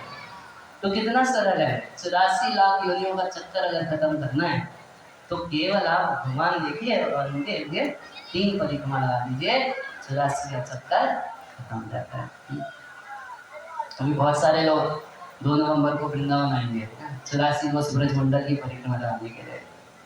तो परिक्रमा लगाने से क्या होगा, परिक्रमा लगाने से 84 कोस परिक्रमा लगाने से 84 का चक्कर हमेशा के लिए खत्म हो जाएगा। कह रहे परिक्रम्य, परिक्रमा लगाए और प्रणम्यतम, फिर से प्रणाम किए, पहले प्रणाम किए, भगवान को देखे, भगवान की कृपा का अनुभव किए, फिर जाते समय क्या करना चाहिए, जब आप मंदिर से जाएं तब क्या करना चाहिए, आपको धूप दिखा दिया, अगरबत्ती दिखा दी, सब कुछ दिखा दिया, जाते समय क्या करना चाहिए, जाते समय भगवान की परिक्रमा करना चाहिए और सर झुका के प्रणाम करना, झुका के ऐसे वाला नहीं, जमीन पे सर लगा के प्रॉपर दंडवत प्रणाम करना चाहिए। जानते एक दंडवत प्रणाम करने से भी, प्रणाम में सर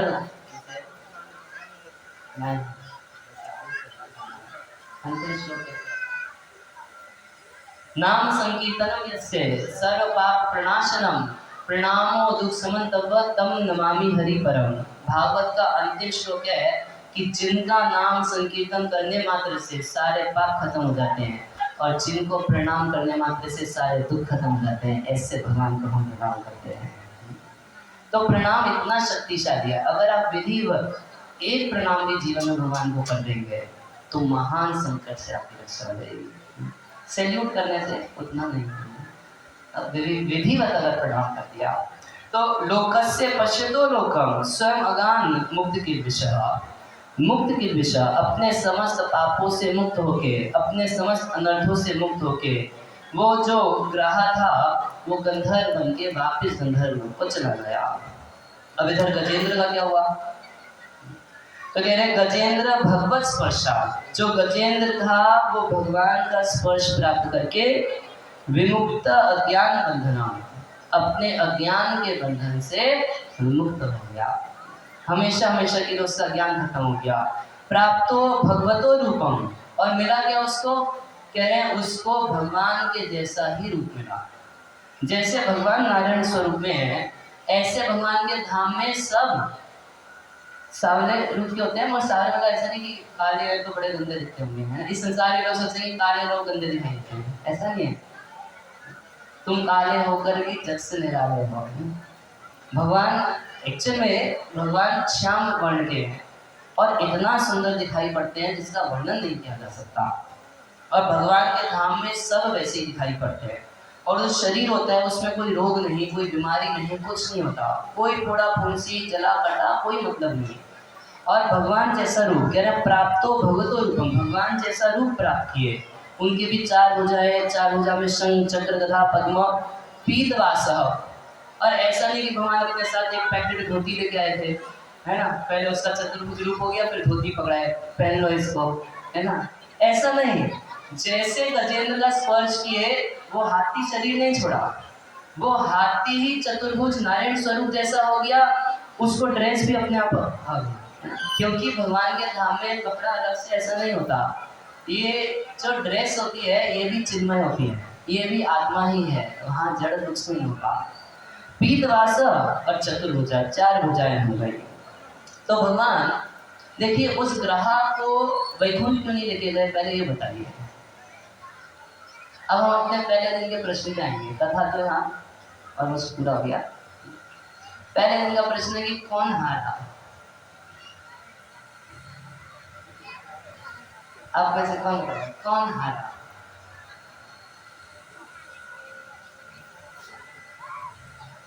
ये मैच फिक्स था,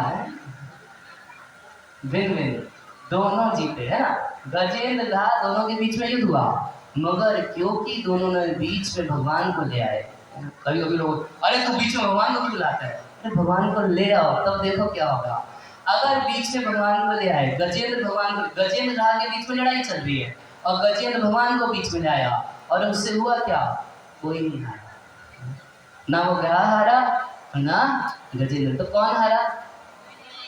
कौन हारा बताइए? तो कृष्ण भक्ति ऐसी है, इसमें कोई नहीं हारता, सब क्या होते हैं? केवल जीतते हैं। इसलिए भगवान श्री हरि के चरणों में 19 चिन्हों में से एक चिन्ह है झंडे का। झंडा मतलब जय पताका, वो भक्त की विजय होती है। जो भगवान के चरणों को कस के पकड़ लेता है उसकी निश्चित रूप से विजय होती है। जयस्तु पांडु पुत्राणाम येषां पक्षे जनार्दना।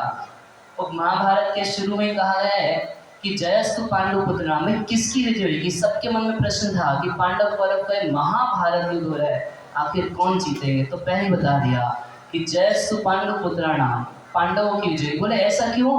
कह रहे येषां पक्षे जनार्दना, क्योंकि भगवान की साइड ले रही है। तो कौन हारा? कोई नहीं। एक जगह में कथा कह रहा था तो एक छोटा बच्चा खड़े को बोला कि भगवान हार गए अपने घर से। कोई हारा? कोई नहीं हारा। कह रहे भगवान को। बच्चे की बात बहुत अच्छी लगी, बोला कि भगवान भक्ति से हार गए, प्रकट होना पड़ गया उनको छोड़ के। वास्तव में कोई नहीं हारा, न गजेंद्र हारा, न ग्रह हारा और न भगवान हारे।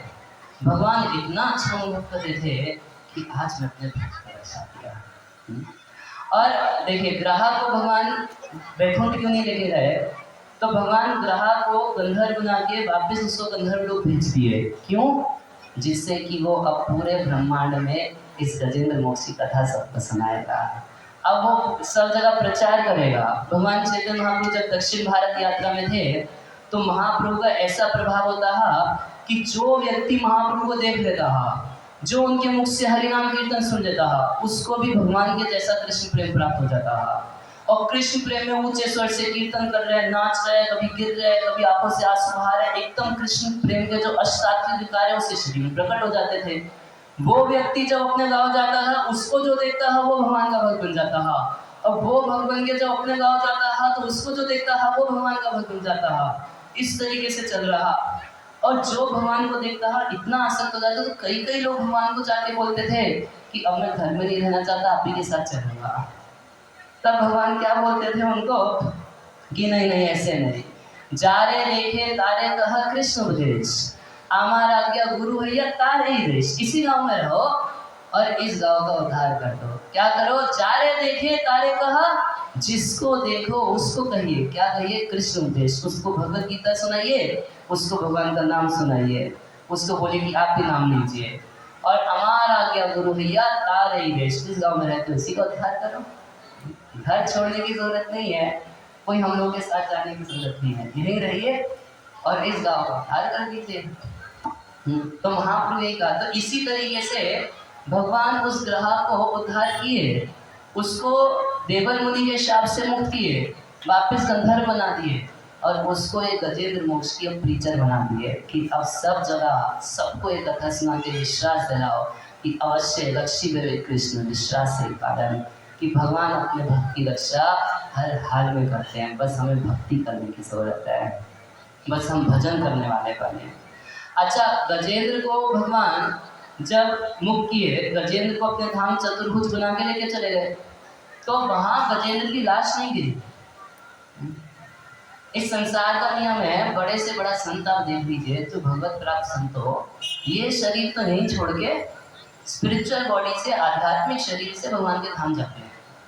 भगवान ने संसार का नियम ही बनाया, त्यक्ता देहम पुनर्जन्म नेति मामेति सर्जना, ये शरीर यहीं त्याग करे, आध्यात्मिक शरीर से भगवान के धाम जाया जाता है।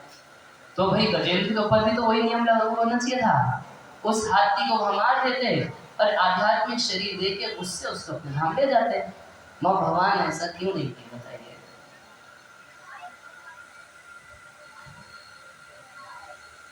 हाथ खड़ा करके, हाँ हाँ, नहीं वो हाथी खड़ा, मैं बोला हाथ खड़ा करके दे तो हाथी खड़ा कर, बताइए बताइए क्यों किए भगवान?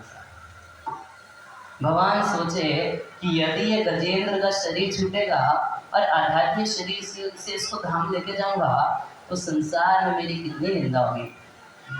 लोग बोलेंगे बेचारा वो हाथी अपनी रक्षा के लिए पुकार रहा था, वो भगवान विष्णु आया उसका मर्डर कर दिया, अब क्या पता कौन कहाँ जाता है मरने के बाद। और दूसरी एक बात यह है कि संसार में कोई व्यक्ति वैकुंठ को प्राप्त करे तो लोग उसको इतना बड़ा चमत्कार नहीं मानते हैं, मगर किसी के शरीर का रोग ठीक हो जाए तो इसको, है ना, ये सबसे बड़ा चमत्कार है। तो लोग इस संसार में इतना शरीर की बुद्धि में रहते हैं, तो भगवान इसीलिए क्या किए, सोचे कि अगर गजेंद्र का शरीर नहीं छूट जाए और मैं इसको स्पिरिचुअल बॉडी से धाम लेके जाऊंगा तो लोग ये सोचेंगे कि विष्णु आके मार दिया गजेंद्र को, बेचारा इतना भक्ति किया, इतना पुकारा, विष्णु क्या किया, उसी का मर्डर कर दिया। तो इसलिए भगवान उस गजेंद्र का शरीर परिवर्तन नहीं करा है, वही गजेंद्र का शरीर चतुर्भुज नारायण स्वरूप जैसा होके भगवान के धाम को गजेंद्र पे बिठा के, गरुड़ पे बिठा के भगवान गजेंद्र को ले गए। सवे पूर्वम अभूद्राज पांड्यो द्रविड़ सत्तम। अच्छा, यहाँ से तुमको पूर्व जन्म की कथा है। तो इस तरीके से जो गजेंद्र थे उनकी भगवान रक्षा किए। अब ये हाथी कैसे बने वो की कथा संक्षेप में बता देते हैं। एक बार की बात है कि दक्षिण में, साउथ इंडिया में, द्रविड़ देश में एक राजा रहते थे जिनका नाम था इंद्रदुम्न महाराज। तो ये इंद्रदुम्न महाराज जो थे ये एकांत में जाके भगवान का भजन करने लगे, पूजा करने लगे, और रियल में इनका मन जो था वो भगवान ने ज्वाइन किया। भगवान के विग्रह की पूजा किया करते थे, उनका स्पर्श किया करते थे, उनको फूल चढ़ाते थे, पूजा करते समय एक स्त्रोत का पाठ किया करते थे। तो इंद्रदुम्न महाराज के दिन, एक दिन की बात है, अगस्त मुनि यहाँ पर आए। तो इंद्रदुम्न महाराज उनको देखे तक नहीं, इतना ज़्यादा अपनी पूजा में इनका मन लगा हुआ था कि इनकी नज़र ही नहीं गई अगस्त मुनि के प्रति। और अगस्त मुनि भी अकेले नहीं आए थे, अपने हजारों शिष्यों के साथ आए थे। तो अगस्त मुनि क्या देखे, वो देखे कि ये भक्ति तो कर रहा है मगर इसका ट्रेनिंग अच्छे से हुआ नहीं। क्या ट्रेनिंग नहीं हुआ कि ये भगवान की मूर्ति पूजा में तो भगवान को देख रहा है। देखिए, नास्तिक मत बनिएगा, थोड़ा सा खुले मन से इस बात को सुनिएगा। मूर्ति भगवान है, वो चीज हम पहले ही समझा चुके हैं। वो भगवान है, उनकी पूजा करनी है। वो अगस्त मुनि नास्तिक वाला प्रवचन नहीं कर रहे हैं, उसको थोड़ा कान खोल के ध्यान से सुनिएगा।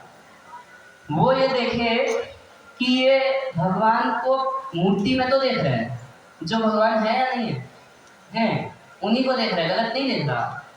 मगर ये सबके हृदय में परमात्मा स्वरूप श्री हरि को नहीं देख रहा। और विशेष रूप से इसको साधु संतों का सम्मान करना नहीं आता। इसका मतलब अभी इसका ठीक से ट्रेनिंग नहीं हुआ है भक्ति में। इसको ऐसा महसूस हो रहा है कि मेरा मन तो पूरा पूरा भगवान में लगा हुआ है, इसलिए अब इसमें भक्ति को आगे सीखने की स्पेस खत्म हो गई है। भक्ति ऐसी वस्तु है जिसमें आप बड़े से बड़े गुरु भी बन जाएंगे तब भी आप स्टूडेंट रहेंगे, क्योंकि भगवान तो अनंत है, भगवान अनलिमिटेड है। तो ऐसे अनंत की भक्ति भी अनंत है। उसको सीखना, उसको करना, फिर उसको और करना, उसमें अनंत है, बहुत वैरायटी है भक्ति में। तो न तद भक्तेषु च अन्येषु स एव प्राकृतिक स्मृता।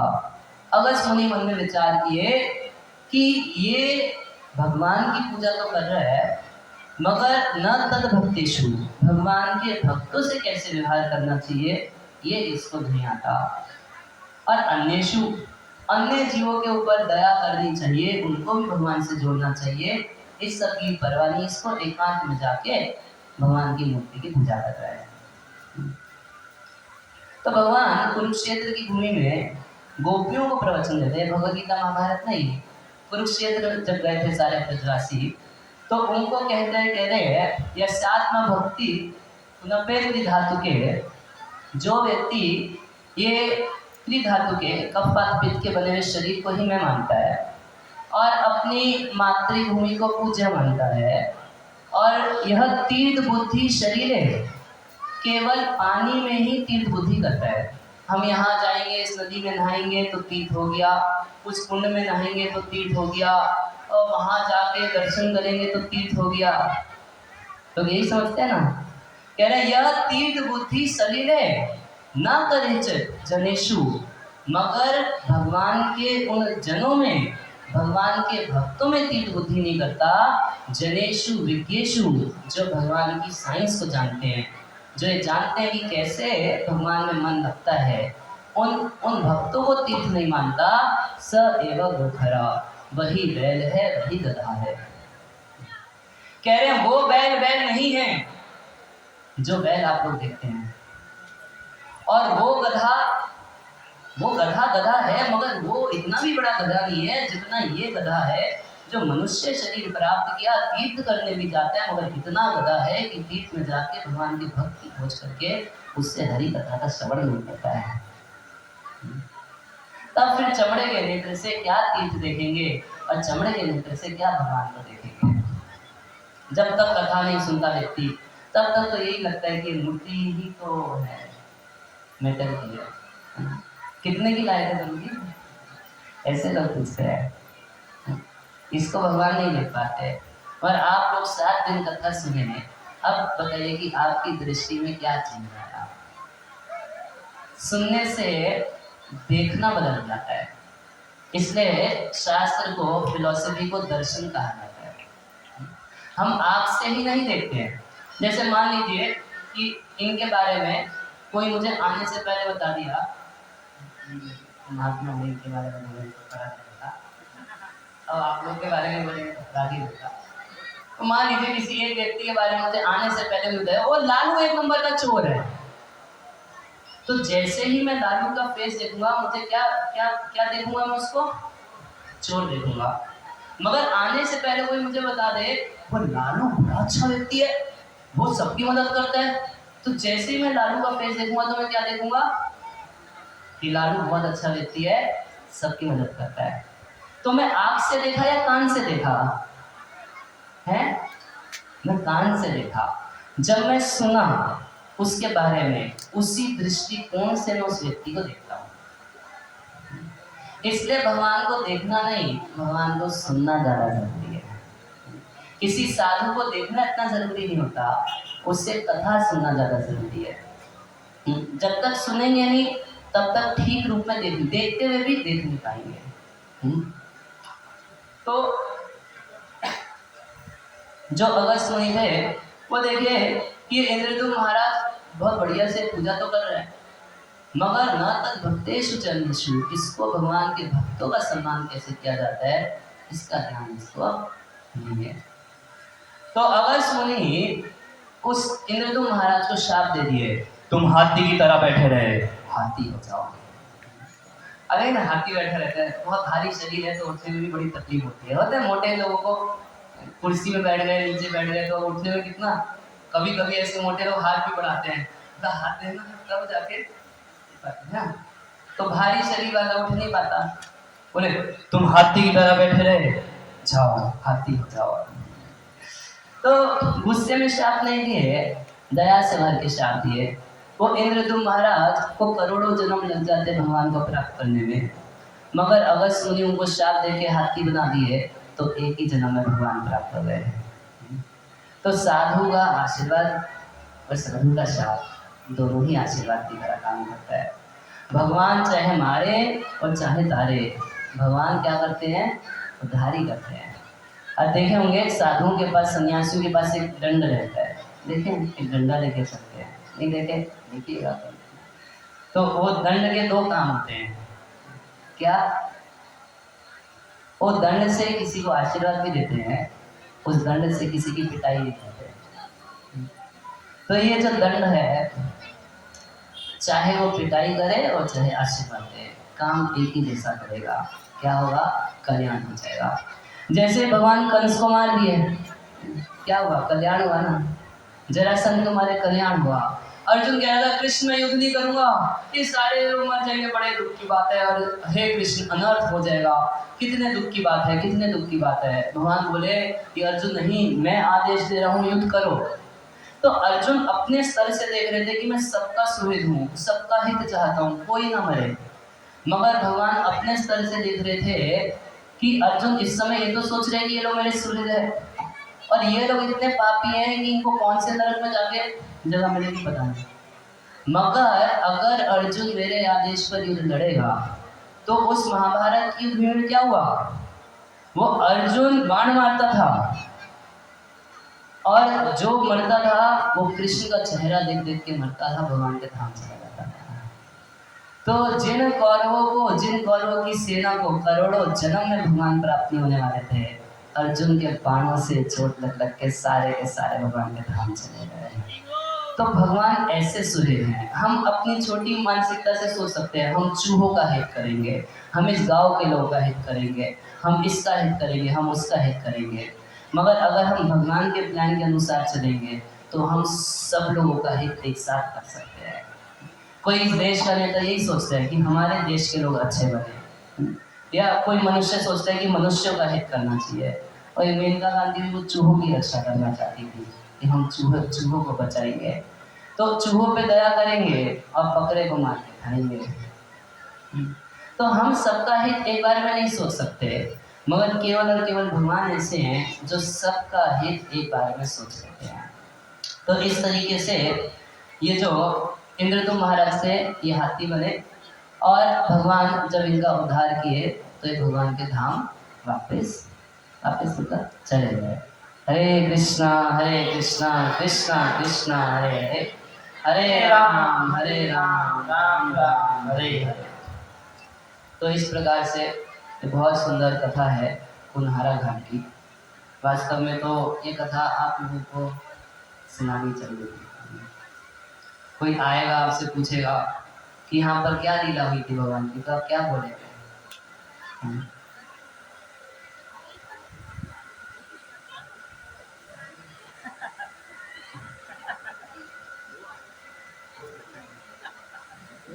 पहले तो आप लोग बोले भगवान कौन है?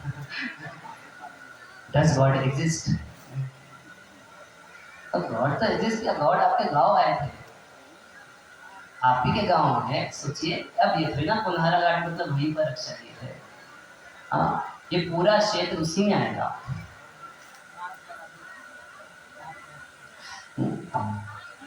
तो ये लीला वास्तव में आप लोगों को पता होनी चाहिए। और हम लोग कभी अगली बार आए और आप लोगों से पूछे कि यहाँ पर क्या लीला हुई थी, तो कौन सुनाएगा? आप लोग सुनाएंगे? कौन कौन सुना देगा? बाकी लोगों का क्या हाल है? नहीं सुना पाएंगे? अरे शर्म आएगी। और पुरुषों में कौन कौन समझ गए इस लीला को? कौन कौन सुना सकते हैं? आप खड़ा कीजिए। बाकी लोग क्या करेंगे? बर्गर खाएंगे? कुल्हारा घाट पे हम केवल लाश लेके जाएंगे? वहां जाइए, वहां इस लीला का स्मरण कीजिए, गजेंद्र की स्तुति का पाठ कीजिए। देखिए आपके जीवन के सारे संकट चले जाएंगे। यही स्तुति पढ़ने से गजेंद्र के सारे संकट खत्म हो गए। वो केवल उस शरीर के संकट नहीं, उसका जन्म मरण का ही संकट खत्म कर दिया भगवान। इतना शक्तिशाली स्थान है। मगर होता क्या, मैं बताता हूँ। कोई कोई व्यक्ति जो गंगा जी के पास रहता है, वो सालों साल गंगा में स्नान नहीं करता, और दूर दूर से लोग आके गंगा जी में स्नान करते हैं। देखा गया है? होता है? ऐसा नहीं होता है। जो रेलवे स्टेशन के पास रहता है उसी की ट्रेन छूट जाती है। जो दूर रहता है वो 1 घंटा पहले आके रेलवे स्टेशन पे डेरा डालकर बैठ जाता है कि मैं ट्रेन पकड़नी है। तो इसी जगह पर रहते हैं, यही हकते हैं, यही खाते हैं, सब कुछ यही करते हैं। इसलिए इसकी महिमा को नहीं समझ पा रहे। सोच रहे हैं कि ये साधारण जगह है। आप जिस जगह पर बैठे हैं साधारण जगह नहीं है, क्योंकि इसका डायरेक्ट स्पर्श भगवान से हुआ है।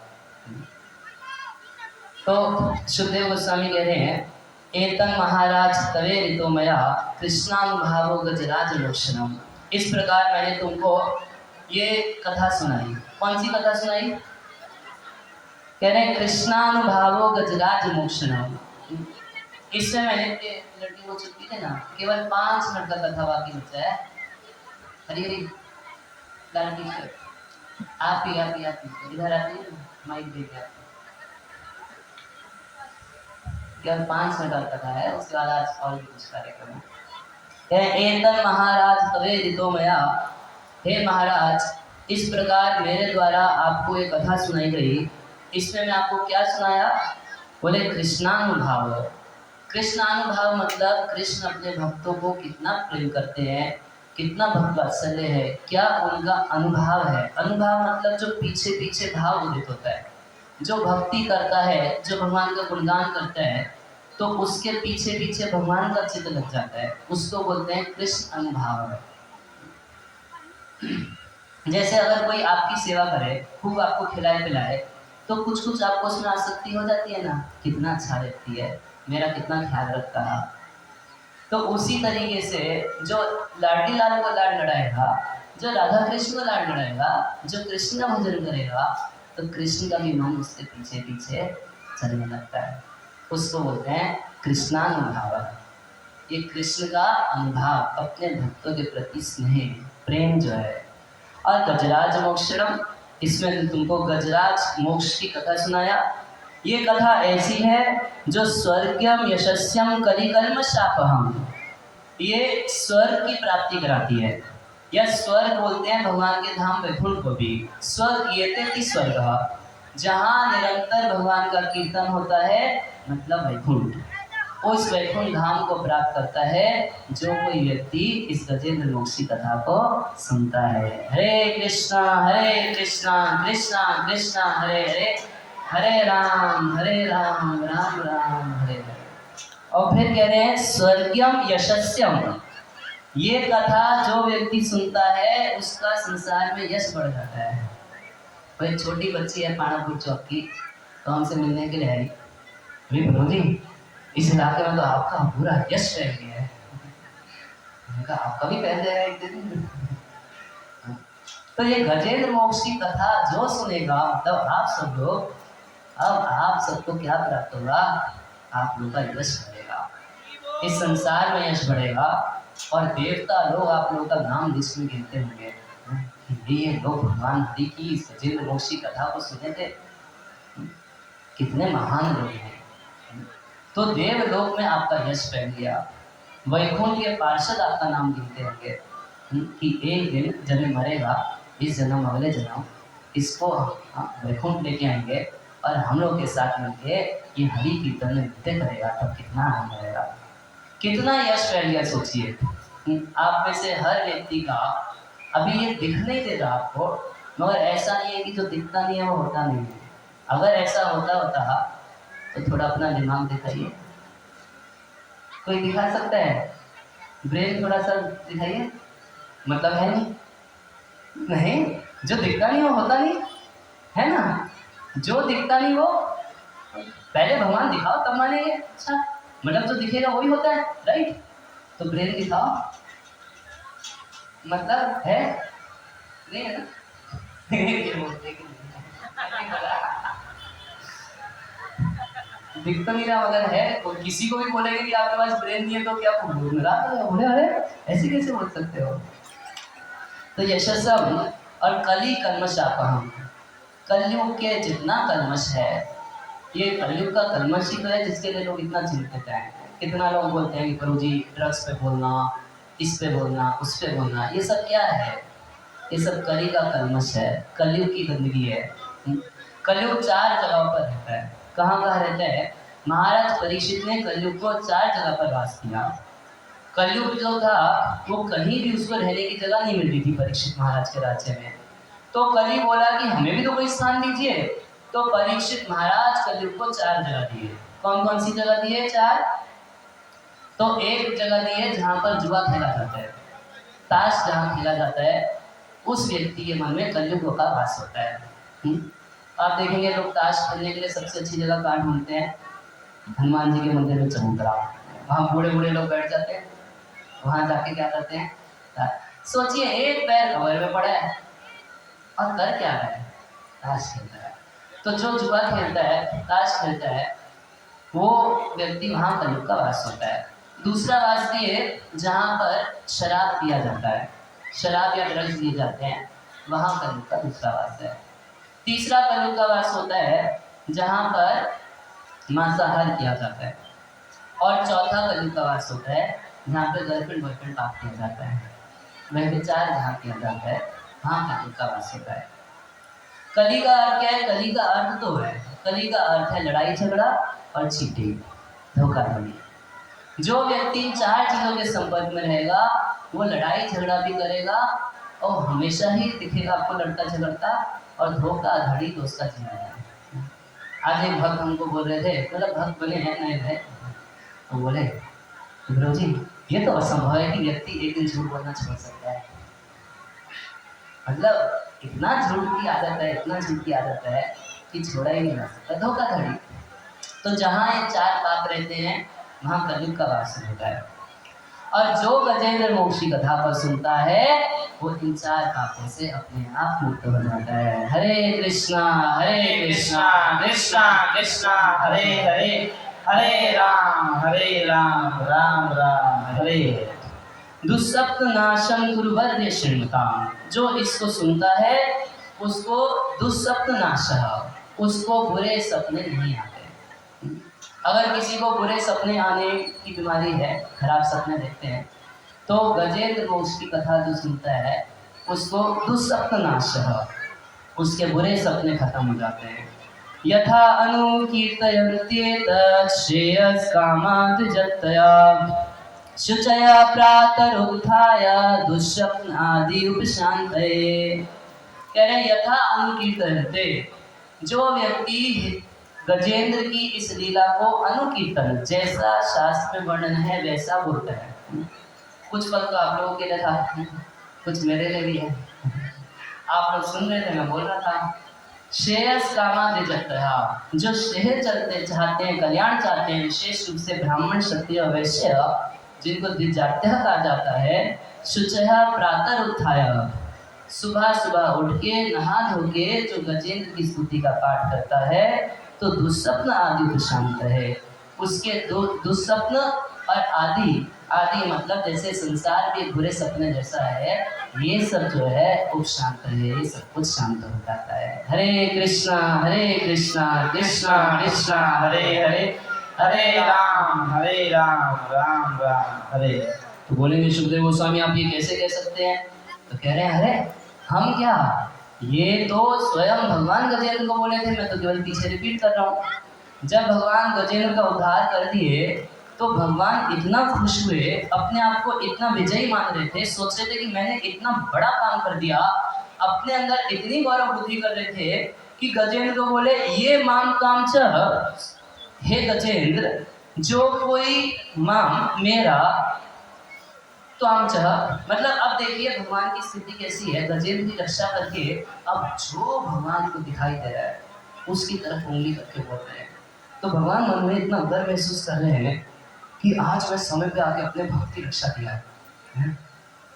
तो बोल रहे हैं गजेंद्र को, हे गजेंद्र जो कोई व्यक्ति मेरा और तुम्हारा, गजेंद्र तुम्हारा, और फिर भगवान उस पानी के जलाशय को देखे, बोले जो सरस जो इस सरोवर का, और फिर भगवान को उस समय यहाँ पर पहाड़ हुआ करते थे, तो बोले गिरी इस त्रिकूट पर्वत को, जो मतलब कुछ चीजों का वर्णन कर रहे हैं कि इनमें से किसी वस्तु का यदि कोई व्यक्ति सुबह स्मरण कर ले या फिर शाम को स्मरण कर ले तो समस्त पापों से मुक्त हो जाता है। कौन कौन सी चीजें? कह रहे ये माम चह मेरा, काम चह तुम्हारा, सर इस सरोवर का, गिरी इस पर्वत का, कंदर तुम भक्त बनने से पहले जिन कंदरों में गुफाओं में खेला करते थे गजेंद्र उनका, जो इन कानन इन बगीचों का, और उसके अलावा वेत्र कीचक जो इस क्षेत्र के बास का स्मरण कर लेता है वो पापों से मुक्त हो जाता है। अब क्या लग रहा है कि आप एक साधारण जगह पर बैठे हैं, बोल रहे हैं हे गजेंद्र तुम जहां जहां खेला करते थे, अपनी पत्नी बच्चों के साथ घूमा करते थे, वो सारा स्थान भी यदि कोई व्यक्ति अपने घर बैठे स्मरण कर ले, यहाँ तक यहाँ के वेत्र कीचक यहाँ के पास का कोई स्मरण कर ले तो वो भी समस्त पापों से मुक्त हो जाएगा। वेत्र कीचक वीर्णम गुलमाणी, यहाँ के पेड़ों का कोई स्मरण कर ले, इन पर्वतों की शिखाओं का स्मरण कर ले, तब तक वहां की नजर गई तमाशा देखने वाले देवताओं की तरफ, बोले ब्रह्मा जी का स्मरण कर ले, ये शिव जी का स्मरण कर ले, तब तक क्षीर समुद्र का याद आ गया, मैं क्षीर समुद्र में रहता हूँ, मेरे प्रिय क्षीर समुद्र को कोई स्मरण कर ले, मेरे धाम श्वेत द्वीप को कोई स्मरण कर ले। उसके अलावा भगवान अपने तो छाती पर एक मणि रखे, श्रीवस्त्र चिन्ह रखे, बोले इस श्रीवस्त्र का कोई स्मरण कर ले, मेरे इस मणि कौस्तुभ मणि का कोई स्मरण कर ले, मम सुदर्शन। तब भगवान से अरे रक्षा मैंने ना किया, रक्षा तो मेरा सुदर्शन चक्र, बोले जो इस सुदर्शन चक्र का स्मरण कर ले और मेरे 5 जाने शंख का स्मरण कर ले, गरुड़ पे बैठ जाए, बोले जो गरुड़ का स्मरण कर ले, जो इन ऋषियों का स्मरण कर ले जो देख रहे हैं, मेरे अनेक अवतारों का स्मरण कर ले, जो यहाँ के केलों का स्मरण कर ले, वो भी समस्त पापों से मुक्त हो जाता है। हरे कृष्णा कृष्णा कृष्णा हरे हरे, हरे राम राम राम हरे हरे। हाजीपुर का केला प्रसिद्ध तुम्हें समझ रहे ना, स्वयं भगवान अपने श्रीमुख से बोले हैं यहाँ के पास यहाँ के केले का अगर कोई स्मरण करने, हम कोई सोचे घर में बैठ के कि हाजीपुर जाएंगे तो केला खाएंगे, इतना सोचते मात्र से सारे पापों से मुक्त हो जाता है। हरे कृष्णा कृष्णा कृष्णा हरे हरे, हरे राम तेरे ये माम श्रुवन्ति अनेन अंगा प्रतिबुद्ध्या निशान्ते तेषां प्राणयते चाहं ददामि विपुलां गतिं। जो व्यक्ति रात के अंत में निशान्ते, निशा मतलब रात खत्म होने पर यानी भोर के समय 3:22 से निशांत काल शुरू होता है, जो सुबह सुबह उठ के हे गजेंद्र तुम्हारे द्वारा कही गई इस प्रार्थना का पाठ करता है, तेषाम प्राण तहे चाहम, प्राण त्यागते समय ददामी विपुलाम गति, उसको मैं अपना धाम प्रदान कर देता हूँ, या फिर ददामी मैं उसको देता हूँ ददामि विपुला मतिम, मैं उसको ऐसी मति प्रदान करता हूँ कि मरते समय वो मुझको याद कर पाता है। बहुत सारे लोग प्रश्न करते हैं कि आखिर मरते समय हम भगवान को याद कर पाएंगे या नहीं कर पाएंगे। तो जो व्यक्ति इस गजेंद्र मोक्ष की कथा का, गजेंद्र की स्तुति का पाठ करता है, वो निश्चित रूप से मरते समय भगवान का उसको वो स्मरण कर पाए ना कर पाए, भगवान हृदय में रह के उसको अपना स्मरण करवा देते हैं। हरे कृष्णा कृष्णा कृष्णा हरे हरे, हरे राम राम राम हरे हरे। तो ये बहुत पावरफुल कथा है, बहुत पावरफुल स्रोत है। जो इसका पाठ करता है उसको कितना सारा लाभ मिलता है ना। तो देखिए भगवान की भक्ति को माता जी आप लोग बहुत समय से इधर इधर इधर इधर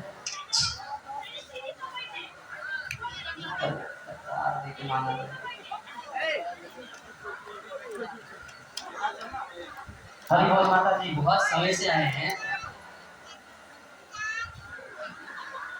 बहुत समय से आए हैं। 2 मिनट बैठ जाइए, वही वही छोड़ दीजिए को। अंतिम 2 मिनट कथा बाकी है। हरे कृष्णा। देखिए कोई भी व्यक्ति भगवान की भक्ति कर सकता है। अगर आप दक्षिण भारत आएंगे, वहाँ पर रंगनाथ जी का मंदिर है। जानते हैं जब भगवान रंगनाथ का पट खुलता है तो सबसे पहले गाय आके भगवान का दर्शन करती है, उसके बाद एक घोड़ा आके भगवान का दर्शन करता है, उसके बाद एक हाथी आके भगवान का दर्शन करता है, और उसके बाद मनुष्य के लिए दरबार खुलता है। यानी कि पशु भी भगवान की भक्ति कर सकते हैं।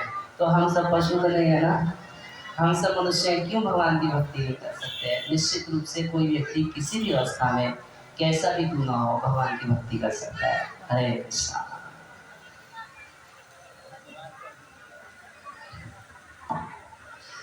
कुछ प्रश्न है किसी का तो लिया जा सकता है। 2-4 प्रश्न मेरे पास आए थे। एक लड़की पूछ रही थी सुना माता जी कि संस्कृत इतना सब आपको कैसे आ गया? ऐसे में संस्कृत पढ़ाई नहीं की हो, सच है। संस्कृत पढ़ने का, सीखने का सबसे आसान तरीका है कि संस्कृत के जो श्लोक हैं उसका ऊंचे स्वर से उच्चारण कीजिए। हम लोग एक नया नाटक चालू कर रहे हैं। क्या? जो करते हैं मन में करेंगे, भजन मन में, पढ़ाई मन में, जो जो सब मन में। तो रोटी भी मन में खा लो। नहीं, वो तो मुंह से खाएंगे जी। अच्छा, पड़ोसी को गाली भी मन में दे दो, वो तो देते हैं मगर मुंह से दिए बिना कैसे रह जाए? देखिए कोई भी चीज़ अगर आपको याद करनी है, केवल संस्कृत नहीं, कोई चीज़ अगर आप याद करना चाहते हैं उसका ऊंचे स्वर से उच्चारण कीजिए, आपके अंदर वो बैठ जाएगा। मन में मत कीजिए, उससे कोई लाभ नहीं मिलता। ऊंचे स्वर से आप पढ़ेंगे वो चीज़ आपको एकदम याद हो जाती है। एक प्रश्न ये आया था कि हाँ कंठी जो है, तो जो कंठी पहनता है वो झूठ नहीं बोल सकता। ऐसा कोई नियम किसी शास्त्र में नहीं है। कंठी के लिए, तुलसी कंठी के लिए एक मनगढ़ंत नियम लोगों ने बनाया है। लोग एक्चुअली में क्या चाहते हैं? लोग चाहते हैं कि लोग मॉरल पहले बन जाए, भक्त बने या ना बने, लोग मॉरल बन जाए। मगर भगवान का ये एजेंडा नहीं है। भगवान जानते हैं कि जब तक भक्त नहीं बनेगा तब तक पूर्ण रूप से मॉरल भी नहीं बन सकता। यस्यात्मिका भगवत्या किंचना सर्वे गुणास्तत्र समासते सुरा। जो व्यक्ति भगवान का भक्त बन जाता है उसके अंदर भगवान के सारे गुण अपने आप आ जाते हैं। और जो भगवान की भक्ति नहीं करता, भजन नहीं करता, अगर उसमें बाहरी रूप से आपको 1-2 गुण दिखाई भी पड़े तो अंश जैसे गुण होते हैं। और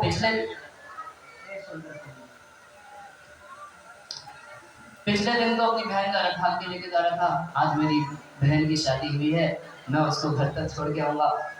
और जैसे ही आकाशवाणी हुई कि इसका 8वां गर्भ तुम्हारा वध करेगा, मूड चेंज हो गया, बोला तलवार उठा के मारने के लिए खड़ा हो गया। तो जो अभक्त होते हैं उनके गुण परमानेंट नहीं होते, उनके मॉरल वैल्यूज परमानेंट नहीं होती। मगर जो भगवान का भक्त बन जाता है उसके अंदर सारी मॉरल वैल्यूज अपने आप आ जाती है। तो लोग ये चाहते हैं कि लोग पहले डिसिप्लिन हो जाएं, पहले मॉरल बन जाएं, मगर ऐसा होता नहीं है। तो एक कंठी पहनने का ये नियम ऐसा नहीं है। प्रश्न आया है कि कंठी पहनने वाला क्या झूठ बोलना छोड़ना पड़ेगा? तो ऐसा कुछ भी नहीं है। कि कंठी धारण किए तो आप झूठ नहीं बोल सकते। हम इससे ये नहीं कह रहे कि आप लोग झूठ बोलिए, मगर ऐसा कुछ नहीं है कि झूठ अगर फिसल गया मुँह से तो अरे बहुत भारी अपराध हो गया, तू कंठी पहने झूठ बोलता है, ऐसा कुछ नहीं है। कंठी के लिए, तुलसी कंठी के लिए ये सब नियम नहीं है। तुलसी कंठी के लिए बस इतना नियम है कि हम 4 पापों से बचे। हाँ, मतलब मांसाहार नहीं, जुआ नहीं, व्यभिचार नहीं और अवैध नशा नहीं, वो हर व्यक्ति कंठी पहन सकता है। एक भ्रम और है समाज में कि कंठी पहना दिया मतलब सिद्ध हो गए, दीक्षा हो गई। कंठी पहनने से किसी की दीक्षा नहीं होती है, दीक्षा का अलग विधान होता है, दीक्षा एक अलग प्रोसेस है। कंठी पहनने से ये केवल पहचान है, जैसे किसी पालतू कुत्ते के गले में पट्टा रहता है और जो स्ट्रीट डॉग होता है उसके गले में कोई पट्टा नहीं होता। तो जो भगवान का पालतू कुत्ता होता है उसके गले में कंठी रहती है। कि किसका कुत्ता है? ये भगवान का कुत्ता है। ये ऐसा पालतू कुत्ता नहीं कि कोई भी जाकर उसको लात मार दे। ये ऐसा ऐसा स्ट्रीट डॉग नहीं है, गली का कुत्ता नहीं है जिसको कोई भी लात मार दे। ये भगवान का कुत्ता है। समझ रहे? कंठी से हम केवल भगवान के होते हैं, कंठी से हम केवल भगवान के होते हैं। ऐसा नहीं कंठी पहनने से दीक्षा हो गई या कंठी पहन के कोई झूठ नहीं बोल सकता। ना बोले तो सबसे अच्छा है, मगर अगर निकल जाए तो कोई बहुत बड़ा अपराध नहीं है। अच्छा, तीसरा एक प्रश्न ये आया था कि हम तो किसी दूसरे पंथ से हैं, क्या हम भगवान के नाम का जप कर सकते हैं? आप किसी पंथ से क्यों ना हो, हर पंथ का, हर समाज का व्यक्ति भगवान का ही है और भगवान के नाम जप करने का सबको बराबर अधिकार है। कबीरदास जी स्वयं बोले, एक जना बहुत कबीर कबीर कबीर कबीर बोल रहा, तो कबीरदास जी बोले, कबीरा कबीरा क्या कहे जा जमुना के तीर। अरे क्या कबीर कबीर लगा के रखे हो, एक बार यमुना के तीर पर तो जाओ।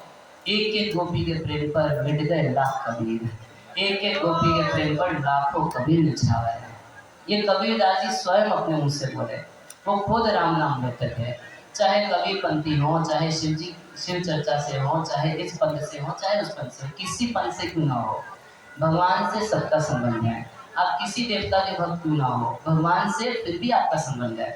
भगवान से आप 36 का आंकड़ा कर नहीं सकते, वो हमेशा आपके साथ रहेंगे। परमात्मा को आउट थोड़ी ना कर देंगे हम दूसरे पद से, परमात्मा निकल रहे हैं से, ऐसे नहीं। तो चाहे आप किसी पंथ से हैं, कहीं से भी हैं, भगवान का नाम जप करने का सबको बराबर अधिकार है। और एक प्रश्न आया था कि पढ़ने में मन नहीं लगता है, ये एक प्रश्न ये आया है, बहुत सारे लोग प्रश्न किए हैं। देखिए, एक कारण तो ये है कि इस गाँव में कम, बुरा मत मानिएगा, अरे बोले हमको जूता है टमाटर प्लीज मत मानिएगा, इस गांव में तमोगुण बहुत ज़्यादा है नहीं, ऐसे था, उतना अब नहीं रहा। तो जब तमोगुण बहुत ज़्यादा होता है और रजोगुण बहुत ज़्यादा होता है तो व्यक्ति की कॉन्सेंट्रेशन एकदम ठप पड़ जाती है। तो जैसे प्याज, लहसुन, नॉन वेज, ये सब तमोगुणी खाना, ठीक है, 10-10, 12-12 घंटे सोना, ये सब तमोगुण का लक्षण है। धीर सूत्री, काम को टालते रहना, जो काम 5 मिनट का है 5 घंटे में भी ना करना, ये सब तमोगुण के लक्षण होते हैं।